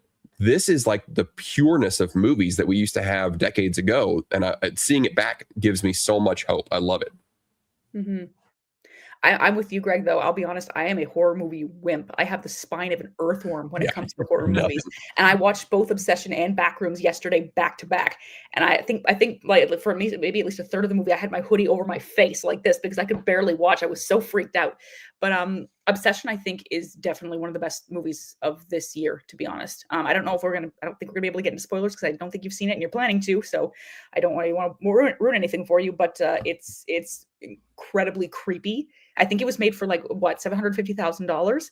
It was on a shoestring budget, like the shoestring of shoestring budgets, and it's made, I think, over 100 million at this point at the box office, which is beyond impressive for a small film like this. So I really hope we get more films like this. Maybe if we can delve a little bit more into different genres, that'd be great too. Because again, like I said, I'm not a horror movie fan, and this stuff freaks me out. But I really do applaud YouTubers like this who have decided that they're going to just forego the nonsense of Hollywood and just make their own stuff. And I think Hollywood should be very, very, very scared. Yeah. Well, and you bring up the horror movie point, and that is a very good point. And because so far all of these have been horror movies. They're easy to make on a low-ish budget. I mean, I know some of these Backrooms was like 20, 30 million. Iron Lung, I think, was 25 million, something like that. Obsession is the standout shoestring budget, but for the most part, horror movies are much cheaper. Like, they're famously cheap to make, and they can easily make money. So I am interested. I'm really keeping my eyes on the Bloodborne movie. That's a video game that's coming out, and that is being directed by, I think, Jacksepticeye, or he's producing it. I can't remember. I'm interested to see how that goes, because that is going to be stepping outside the genre a little bit, because somebody in the comments did bring up like Drinker's proof of concept for his show, his action show. It did not do well, didn't really get a lot of traction. The Stuckman, whatever, Shelby Oaks thing, that did not do well. So there are examples of them not doing well, and those are all outside the horror genre. So I'm wondering if this is only this only works here, or maybe those were just bad. They just didn't work. Obviously, they're not all winners. Can we get outside the horror genre? I want to see it. Nerdword, Yeah. was Obsession focused just on those two main characters? There was a small cast. There was a couple other main characters who kind of orbited the two of them, but for the most part, 85% of the movie was just the two of them. Yeah. Yeah, because I was thinking with a budget like that, it would have to be, because one of the, and this is the thing, when you can do anything, you lack those restrictions that force you to get creative.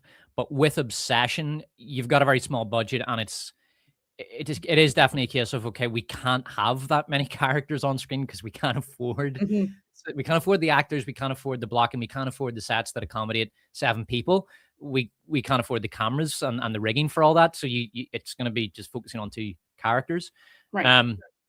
Or you think, okay, well, I've got $750K to make this movie. Let me see what kind of script I can come up with that's going to really maximize that.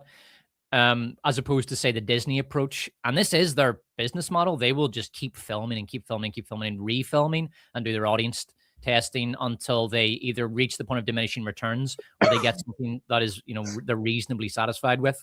So, for example, with Captain America Brave New Slop, they just gave up, basically. Yep. They gave up the reshoots and thought, okay, we're way past the point of diminishing returns, just release the fucking thing. Oh gosh, that movie was awful. That was, I think that might have been worse than the Marvels. That might be the worst Marvel movie. Jesus Christ, that was something else. Supergirl might have us beat, though, come July. We'll just have to wait and see. Yeah, I mean, that's looking like a bomb. Oh God, I can't wait. I can't. Millie Alcock's trying her best to drive it even further. She has a hand grenade in both hands. She's got the grenades that Mando had in the movies, and she's just ready to chuck them at the. I'm done giving actors and actresses the benefit of the doubt because they're young, and I understand that when you go to Hollywood, they infect your mind with the mind virus. I don't care. Look, Daisy Ridley was able to get through like a decade at fucking Disney without being a total bitch. And Millie Alcock is already giving 2 middle fingers to the audience. Millie, if you're watching, just stop now. Just stop now, or your career is going to end up just like Brie Larson's and just like Rachel Zegler's. Okay? Just stop being a wanker. Okay? Say nice things in your interviews. Just be nice. Or if you can't, just don't say anything at all. Steer it away from politics if you can, or anything like that. If you're just a boring person, like an absolute fucking boring person with nothing knocking around in your fucking empty head, fine, just smile and make wee jokes or something, or say or respond to simple questions in a simple way. Stop going after people. Life is hard enough without these rich, fucking privileged, pampered, wee spoiled dickheads sticking the boot in and giving everybody the middle finger for not sticking their nose up their ass. It's like, I'm not being filleted regularly by the male fan base, therefore they're all misogynist pigs. Fuck that. Fuck her. Seriously, fuck her. I'm sick hearing it. And I hope that movie fucking bombs. Fuck Millie Alcock and her shit Supergirl movie. It's not even funny, or I can't even give it a pass anymore. The fan baiting, attacking fans, accusing them of sexism and misogyny. Shut the fuck up. If you want to talk about misogyny, why don't you talk about what's going on in Iran? Talk about the hijab protests over there. Oh, yeah, that's right. You're not going to do that because you're a fucking coward and you don't actually care about women's rights. You just want to front, right? You just want to look like you're cool and you have the fashionable opinions. I watched Charlie's Angels recently from 2019. Oh, gosh. How'd you get through that one? That was tough. Elizabeth Banks directed that. There is a scene in that movie in which Elizabeth Banks walks around Istanbul wearing a fucking hijab in a feminist movie, a movie that claims to be feminist and empowering for women, and she's walking around in a fucking hijab. I can't take it. The hypocrisy is insane. I can't take Elizabeth Banks seriously when it comes to anything anymore. I've seen a few interviews of her where she's talking about how women need to come and support, or excuse me, men need to come and support female-led movies, and I just think to myself, well, then make them good. Yeah, just make a good movie. Make them good, and then they'll come. I guarantee it. Yeah, but I mean, like we say, this is the antidote to that disease. And we were talking a little bit about. I haven't seen Shelby Oaks. I did attempt to watch the Drinkers. I can't really call it a movie. It was really just a sequence of very poorly filmed action scenes. fuck, what was it called? Oh, shoot. Crap. It was based on his novels anyway, but Yeah. it was Ryan Drake, something like that. I think that's but it was based, and he admitted that it was a failure himself. Like he even said that he thought Shelby Oaks was better than that. And I think my understanding is that they weren't able to get it to any sort of streamer, and they just had to release it on YouTube. But fair play to him for making the attempt, right? And he even did a video talking about the lessons that he learned from that experience, which I think he now regards as a failure. But fair play to him for making the attempt. And they did recently make something much better. They made a short movie called All in Good Time. Muller released it on his channel. It's 20 minutes long, and it's really good. It is a good 20-minute short movie. I really enjoyed it. So that's, they're making progress there. Shelby Oaks I haven't seen, but stuff like this, YouTubers actually making stuff that it's not just that these are good, these are culturally relevant in a way that Hollywood stuff just isn't. Hollywood stuff is regime propaganda, right? It's not, even when movies aren't actively pushing out propaganda messages, they're ticking boxes or they're obeying the rules. So, Nerdword, I know you've talked a little bit about girl bosses, how in modern movies, a man is not allowed to defeat a woman. Mm-hmm. For example, that's one rule. Mm-hmm. That, and you'll never see Hollywood break that. And you have to see a girl boss scene where, like, Sigourney Weaver comes in on an X-wing and blows something up. And so they're still following the rules. They're still bound by the scriptures of the regime. But YouTubers aren't. So YouTubers can make a movie about a woman stalking a man. You couldn't make that in Hollywood, right? That's not allowed because it's not, women don't commit sexual assault. They don't do that. Only men commit sexual assault. Only women are victims. Men cannot be victims. Mm-hmm. So that's an example of YouTube able to tap into the culture in a way that Hollywood can't, because it is bound by essentially a political dogma, ideology. Yeah. So these YouTuber movies, it's not just that they're good, they're culturally relevant and they speak to people in a way that Hollywood are incapable of doing anymore. Mm-hmm. Like Hollywood don't do Fight Club anymore. They do Mando and Grogu. Yeah. God.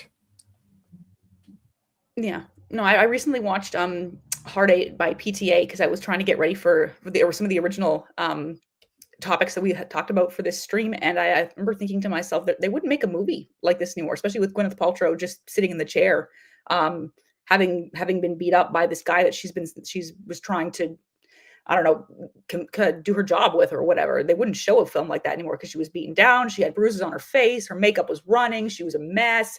She was clearly a really messed up person. And this was made like 1996, I think. And I kept thinking to myself, they're not going to make a movie like this anymore because no woman would ever be shown in such a vulnerable position like this.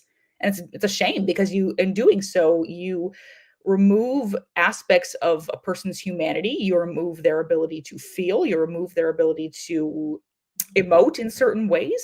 And most of these films become generic. They become cookie cutter, and they become very, very boring to watch. But films like this, where the characters go through a wide range of emotions, they feel completely organic. Yeah. How would you rate Backrooms? I'm going to see it today. I haven't seen it.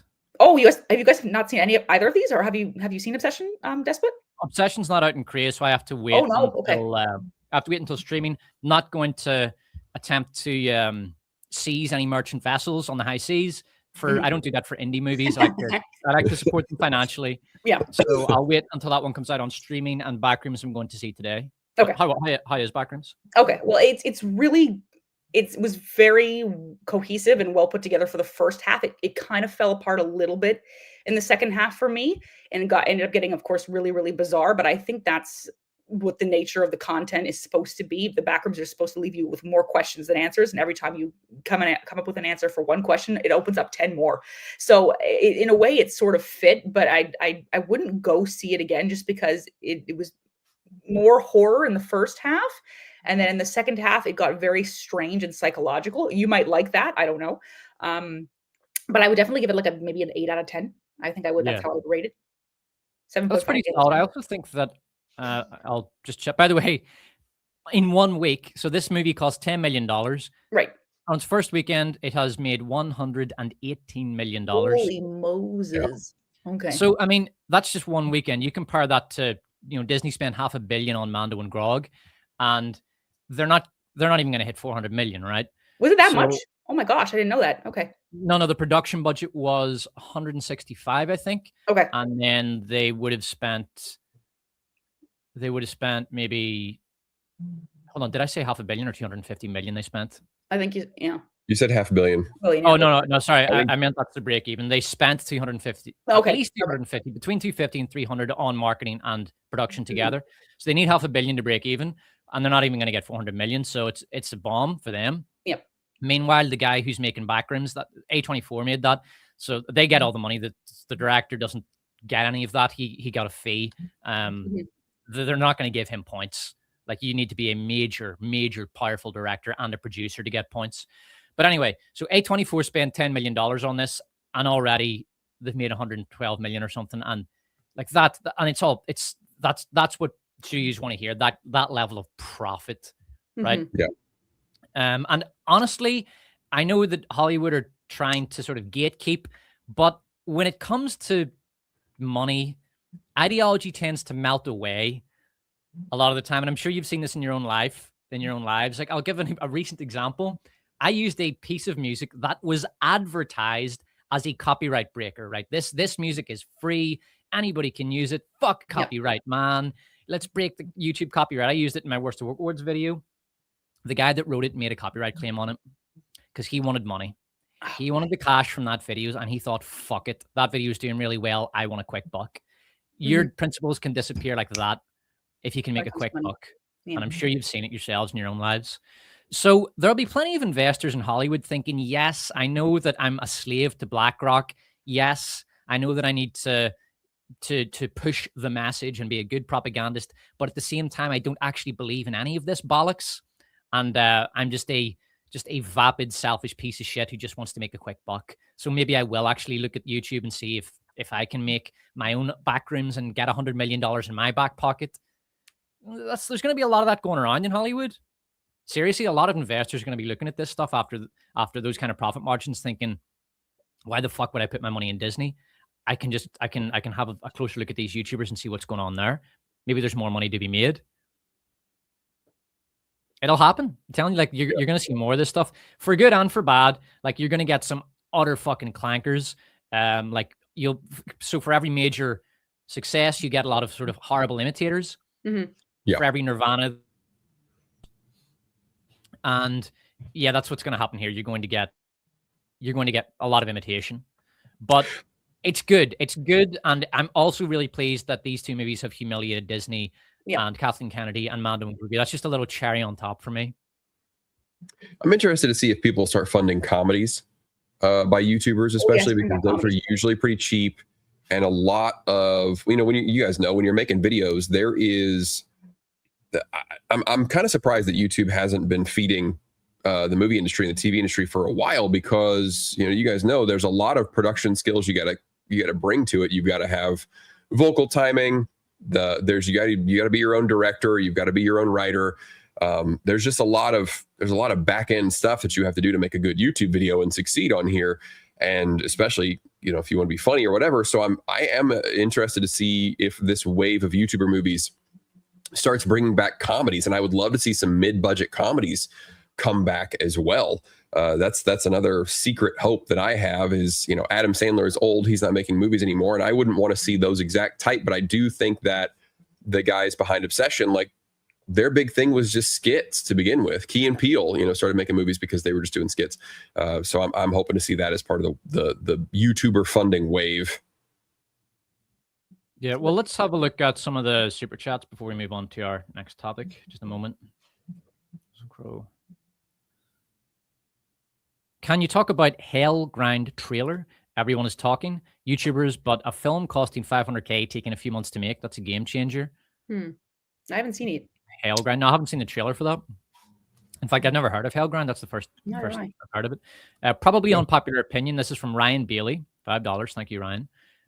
I blame Arcane and Spider-Verse for this ugly art style and animation. So he's talking about the art style for Mixtape, where it's kind of aggressively geometric. Yeah. And I can't say I mind that art style because I'm coming from the perspective of I detest bean mouth, where there are no right angles, where there are there's no geometry at all. Everything is rounded and circular and lame and gay and soy. And I fucking detest bean mouth. So that kind of Arcane and Spider-Verse style, I think their animation styles are absolutely beautiful. And I actually thought that the animation style for Mixtape was the strongest aspect of it. It did have some nice visuals, but Greg, what do you think of that visual animation style? See, I'm with you. I think I don't remember which video I mentioned this in, but or it was K-pop Demon Hunters, I think, because I like that as well. The low frame rate, that style, I don't mind it at all. I like it, and yeah, I know it's very dividing, but I'm completely just gonna ditto your entire opinion because I hate the Steven Universe, the new Pixar, the Bean Mouth SoCal art school shit. It's awful, and I'll take stylized low frame rate Spider-Verse over any of that every single day. I will take a toddler writing fucking stick figures and dog shit over that. Nerdword, what did you think of that Mixtape animation style? Oh my gosh, it was very. I'll be honest with you. I'm not really, when it comes to animation, I'm kind of a complete normie. But it wasn't the most. It was very dull. The colors were very pale and washed out. It wasn't the most vibrant or engaging. It could have been if they just used the characters felt very robotic in their movements as well. That's probably why I checked out, along with the very bad cringy dialogue and the desperate attempts to play nostalgia when these characters really shouldn't have any nostalgia at all because they're 17 years old. Yeah. Yeah. All right. Well, so Meshator, €5. I think Mixtape was rejected movie or show script. Fake indie funded by Larry Ellison's daughter. Larry Ellison is some sort of billionaire. That's my understanding. And he funded the entire project. So it was masquerading as a kind of indie game. But no, this was big money garbage. And even got funding from the Australian government. Fuck me. There you go, Australians. Your tax money at work making fucking Mixtape. Making Mixtape. If there's any Aussies listening to this, hey, you know, I know we all hate paying taxes. I just had to hand a fucking month's income to the Korean government. That wasn't much fun. Fuck, it was more than a month's income, actually. And that was just the fucking income tax. Never mind the 9% I have to pay those bastards on my health insurance, but whatever. Moving on. So yeah, Aussies, there's your tax dollars at work. No, it's the same. Yeah, it's the same up here in Canada. Like, what can I say? We're taxed to death up here in the Great White North. Kink Shaman, $2. Thank you, Kink. And the Clawfather, I like that name, $5. There's something to honing one's skills on YouTube, especially if you're doing short films and skits. No studios to AstroTurf. Success relies on merit. That's exactly right. And look, we've all experienced this in our own channels. Like, you go back, certainly for my early videos and Greg's. Sorry, Greg, I'm just going to be honest about it. You go back to the early videos and they're shite. They're shite. But I've deleted all mine.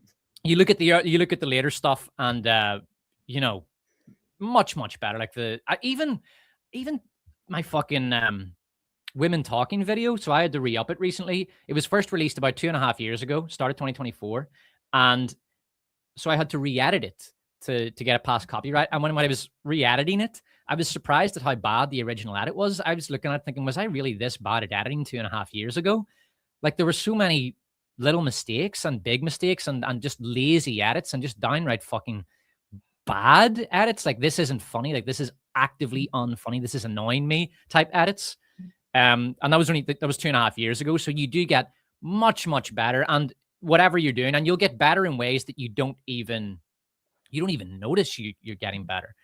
So if you're doing skits on YouTube, you know, live action skits especially, you're going to get much better at all this stuff, to the point where you'll eventually be able to make short movies and eventually, you know, make $100 million in one weekend at the box office, because you're not Disney making dog shit that everybody hates. Yeah. And that is the beautiful thing about YouTube. Obviously, fucking YouTube can be a bit of a wanker and make things hard for you with copyright and stuff.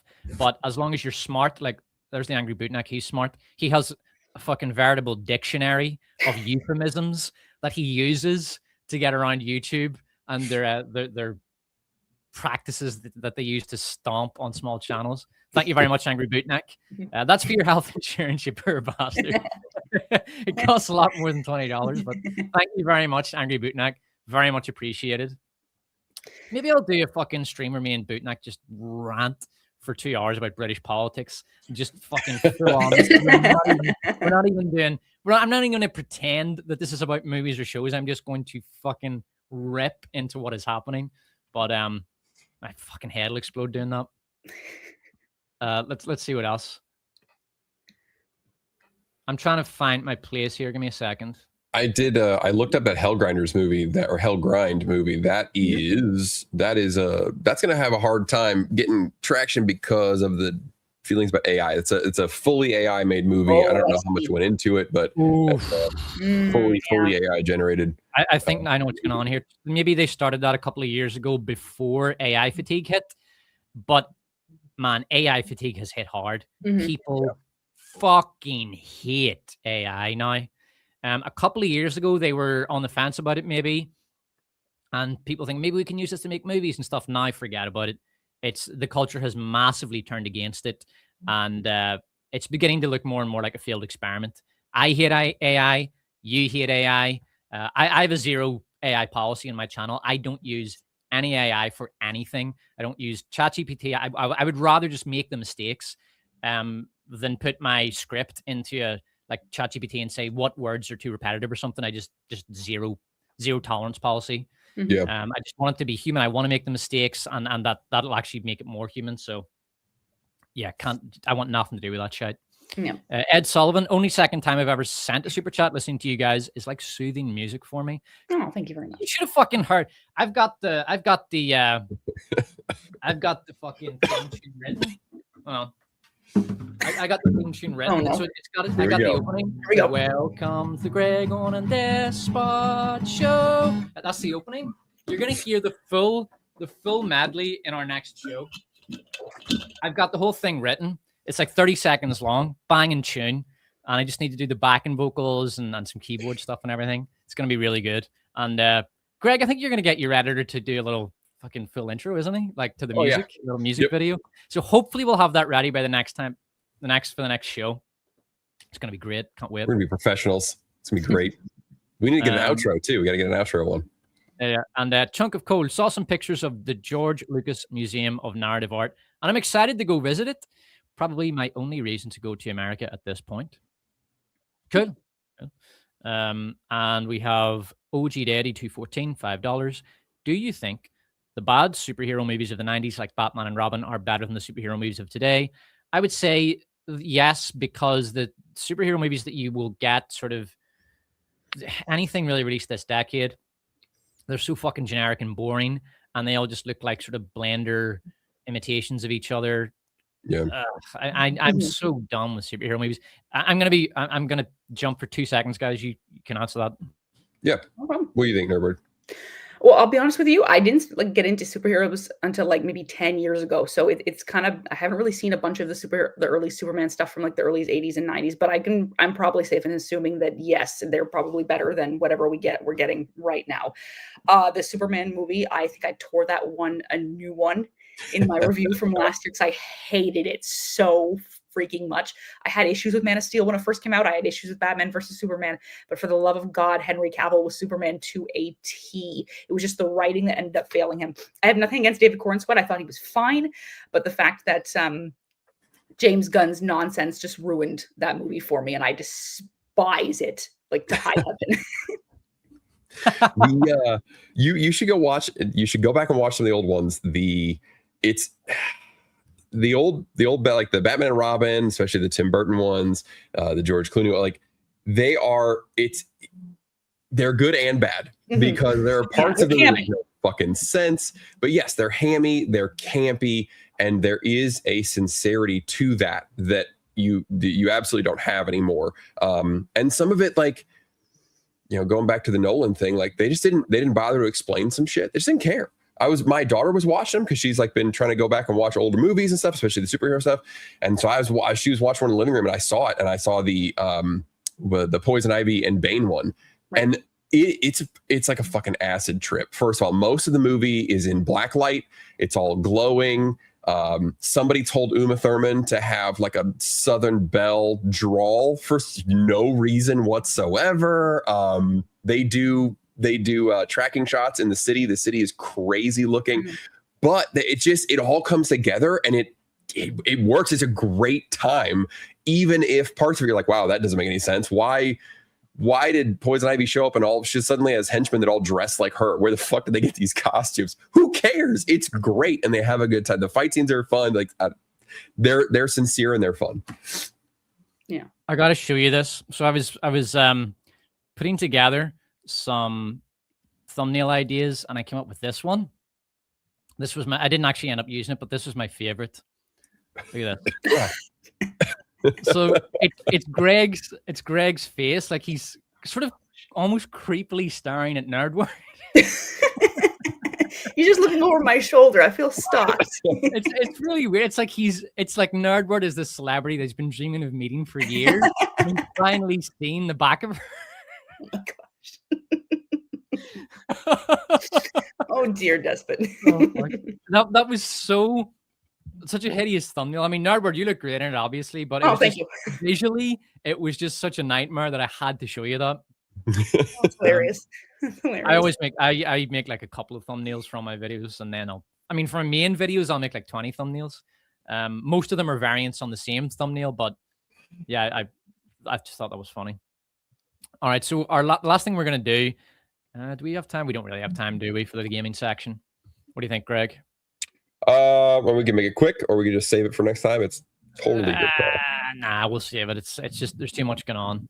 Yeah. That. So I think we'll just wrap things up and keep this one just a tidy little sub 230 maybe. So Nerdword, are you working on any videos at the minute?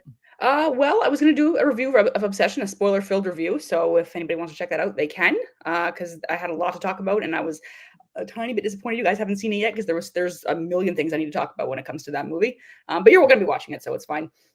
So that'll be coming out, and then I think I have a Supergirl movie video planned with regards to how trauma doesn't build a character. So that'll be coming out within a couple of weeks too. You don't like the intergenerational trauma or the dealing with trauma tropes? Not at all. I despise them. That is probably the worst trope I have for the girl boss, to be perfectly honest with you, because it's used as a counterintuitive, it's used as a cudgel to just basically explain away the actions of every single character, and it drives me berserk. You can tell that a lot of the writers and a lot of the people that are making this rubbish today, they have done counseling. They've been through extensive counseling and therapy, because it is in every fucking other movie and show you see now. It was in the Malcolm in the Middle reboot there, like the little special. It's in so much shit now. And it's like these fucking weirdos. And Greg, this is an honest question. Is the obsession with therapy, because it's a very American thing. Yeah. Like if someone in like Ireland said, I'm doing therapy, that would be unusual. I just think that's a bit weird. Why don't you just fucking go get hammered? Right? But in America, is it just broad American culture that thinks of this as normal, or is it just a specific type of sort of liberal white urban Americans that are really into it? No, it's broad. It's like a regular part of certain. Not everybody goes to therapy, but it's part of the vernacular. I've noticed where people that I know, I don't think go to, but they'll still say like, "Oh, you should go to therapy. Oh, that person needs therapy." And I've talked to people that have tried to get, like, all the therapists are always full. So I know the demand is high because people talk about they can't find a therapist. The whole BetterHelp thing blew up because you just can't find them. Yeah, it is popular, and it's not just in Los Angeles. Yeah, up here in Canada, it's kind of like that too. Especially when it comes to books discussing like the inner workings of adults and things like that. Greg, I work in the publishing industry, so I see a lot of books that have to do, especially picture books, that have to do with children exploring their feelings or learning how to rank their emotions or things like that, and figuring that out, that it's all normal. It's kind of exhaustive, to be honest with you, especially in terms of publishing, because these books are going to be around forever and ever and ever. And you don't just get like a Robert Munch or a Dr. Seuss book anymore. It's all about having to know how to read your feelings and how to express your feelings and how to explore your feelings. And by the end of it, I'm just tired. God, it's the fucking imposition of this HR feminism on society at an emotional level. It's like, let's just feminize everything in the most lame, soy way we can. Let's turn everyone into a fucking manic 40-year-old woman. The funny thing though is it's not always consistent. I have not seen all of The Boys since season 2, but I've been reading a lot about it and the plot lines and everything. And apparently I've seen some people bring up some good points that according to trauma culture and all of that, Homelander should not have been a bad guy. Like in the show, if they were being consistent, he was a villain. Like, let's not fucking mince words about that. But the show contradicts itself in that regard, or the people writing it, because this guy was raised in a lab. He was manipulated. He was lied to his entire life. Like, he was traumatized in a way that even generational traumas with their angry boomer parents have never experienced. But the show still treats him like he's a piece of shit. And it's because he's a white guy. Who is, Christian, whatever, like he thinks he's Jesus, and they fucking threw the baby out with it. They jump so many sharks with that show. But yeah, they don't even follow their own logic. Only certain people get the currency of victimhood and generational trauma. Other people, well, just too bad, you're evil, and that's just all. You were born evil, so sorry. Your skin color makes you bad. God, I wish there was a word. Before we go, I just have a question for you two, and this is going to be a topic that me and Greg are probably going to have to discuss in the next show or the following show. Enshittification. So at some point, enshittification might even just be the word of the year, because last year it was slop, right? I think maybe the word of the year for 2026 is just going to end up as enshittification, because it's everything now. And I was editing my video, and I typed in Breath of the Wild, and I needed a little Breath of the Wild game clip for some footage in the video. And when I hit enter, it was just a sea of YouTube shorts. YouTube shorts have gotten fucking nuts. Like, I was actively having to filter them out of my results. I don't watch shorts. I can't fucking stand them. And I got this wonderful Chrome extension called Block YouTube Shorts. I strongly recommend it. Let me give you the exact name. So if you're listening to this, it's called Chrome Web Store Remove YouTube Shorts. It's nice, great. It is great. It removed all the shorts from every part of YouTube. I don't have to see any shorts advertised. It's just the videos. And on my mobile, I was able to adjust the settings so that I don't have to see any more shorts. And it's been great. No more shorts on YouTube. Fantastic. Yeah. In fact, YouTube needs to make that an option. They need to make YouTube Shorts its own fucking thing, or just an option like settings. See shorts. No. Right. Yeah. And by the way, chat, let me just ask the chat here. What do you think of YouTube Shorts? Because I am fucking sick of them. I'm done with them. I don't want to ever watch another YouTube short. Okay. It's not what I go to YouTube for. What do you guys think of shorts? Please let me know in the chat. Anyway, so Greg and Nerdword, it could be anything. It could be your car trying to sell you shit with advertisements, or you can't use the heated seat without a fucking $14 a month subscription. Whatever it is, how are you experiencing shitification in your own lives?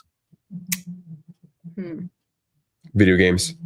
Video games are being enshittified constantly. That's my next video. Is I'm super glad to see live service dying, because video games got enshittified because everything needed to be online. Everything had to have a multiplayer, had to have a battle pass, it had to have cosmetics to sell, it has to have, even if it doesn't have those things, it has to have DLC. And it's day one DLC, which means it was just part of the game, and they carved it out to sell it to you 2 months later. Video games have been completely fucked by enshittification, because it's not enough to just make a game and sell a game. You have to sell a subscription. You have to sell ongoing revenue, and it gets baked into the design, and it ruins the design of every game that it's a part of. I'm going to go the obvious route and say social media, specifically with TikTok, because there's a million different ads on TikTok, specifically for things like phone cases, vacations. I think the most common ad I'm seeing is this one for that Meghan Trainor is advertising for Arm & Hammer power sheets. And it's the weirdest ad I've ever seen, because she's singing in that strange 60s doo-wop style that she's famous for, and has somehow managed to replicate for every single song for the last 10 years. But yeah, I definitely say that TikTok has gone down the crapper when it comes to that sort of thing too. Yeah. And just one more super chat from Blaze 4364, $5. Hate to derail, especially since I'm late here, but has anyone brought up the bricks and minifigs scandal tonight? Reckless Ben did a great video on it. I don't even know what that's referencing. No, do I? No, I hadn't heard about it. No. Hold on, bricks and minifig. I'm just genuinely curious now. Let me have a look. A dispute over a prized Star Wars Lego collection led to a YouTube crusade. Then came the stalking charges in Utah. Okay, that sounds interesting. So that's the headline. Sounds weird and sounds like something that got out of hand. But no, I'll have to look into that. Maybe I'll watch some YouTube videos about the bricks and minifig scandal. I've been trying to. I did look a little into the quartering scandal recently, whereby he used his YouTube clout to get his critics' channels deleted, something like that. Yeah. I watched that guy's video a few years ago. Like I will regularly just click don't recommend channel on YouTube. My YouTube is very curated. That's why I got rid of shorts. I like to keep. I call it like an entertainment diet almost. I think you can have a horrible entertainment diet if you're not curating it, if you're not getting rid of all the shit. Information diet, educational diet, all that stuff. And so a couple of years ago, 2 or 3 years ago, I was watching a quartering video and I was just thinking, this guy is fucking garbage. He's terrible. Like he is so fucking boring. He has no aura. He has no charisma. He's very dull. He has these long gaps in between his sentences, which he's clearly practiced to drag out his videos. These long meandering intro. It was one of those channels I just don't get why he had so many subscribers. So I just got clicked don't recommend channel, and this boring motherfucker. And it turns out he's a scumbag who was using YouTube to smash his critics. And I've been in that position.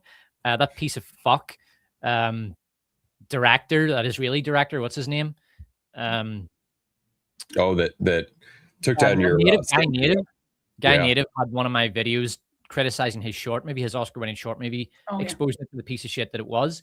He personally got that video taken down and copyright struck my channel. It was the worst case of censorship I've ever seen until the quartering got the entire fucking channel of one of the critics deleted. What did you know about that, Greg? That whole quartering situation? I'm with you. I've been following that as well. Like every now and again, I'll see stuff pop up like that. I guess a few months ago, there was a deal where he was live streaming and was, scrolling through Twitter to show people something and a bunch of porn popped up, but he was like, I don't know where that came from. Like, yeah, it's an algorithm. Like it shows you stuff that you look at regularly. So, he's a degenerate. It's been confirmed that he likes the chair in the corner of the room. That's like a well-known confirmed fact that like, that's what he's into with his wife, and he knows his wife anyway. But I'm with you. Like I see these things, like I'll see videos about it, but I was with you. I watched a couple videos years ago, and his whole thing was I make 5 videos a day. And I remember thinking, well, that can't be interesting. And I watched him like twice. I was like, yeah, no, it's not. You just can't, you don't have enough to say to make 5 videos a day and stream at noon and all this kind of stuff. It's the same issue that I've had with like Matt. Well, I can't think of his name from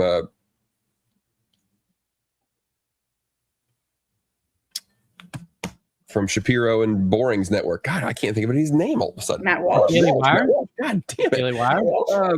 Matt Walsh is the same issue. Like when if you have to make multiple hours of content a day, you're going to run out of stuff to talk about. And that's how I felt about the quartering. So I was the same way. I haven't watched his videos in years, but been seeing this stuff blow up. And personally, he seems like a degenerate and kind of a scumbag. And then, people have had behind the scenes messages that's, he basically said, I can get people off if I want to. And they were making fun of him for liking to, enjoying watching his wife with other dudes. And then he got their channel nuked and multiple clips channels and stuff. And you're fucking with people's money. I mean, it's the same as going into somebody's workplace and showing them whatever they do on their off time and getting them fired. I mean, that's the number one YouTube offense. It's disgusting.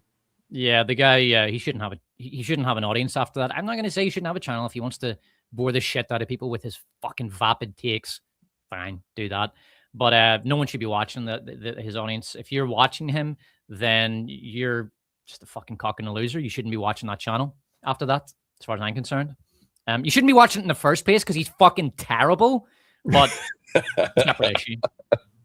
All right, we're going to leave it at that. So thank you, everyone, for joining us. And thank you very much, Nerdword, for guessing. I'm so sorry I'm late, guys. Again, I totally messed up the times.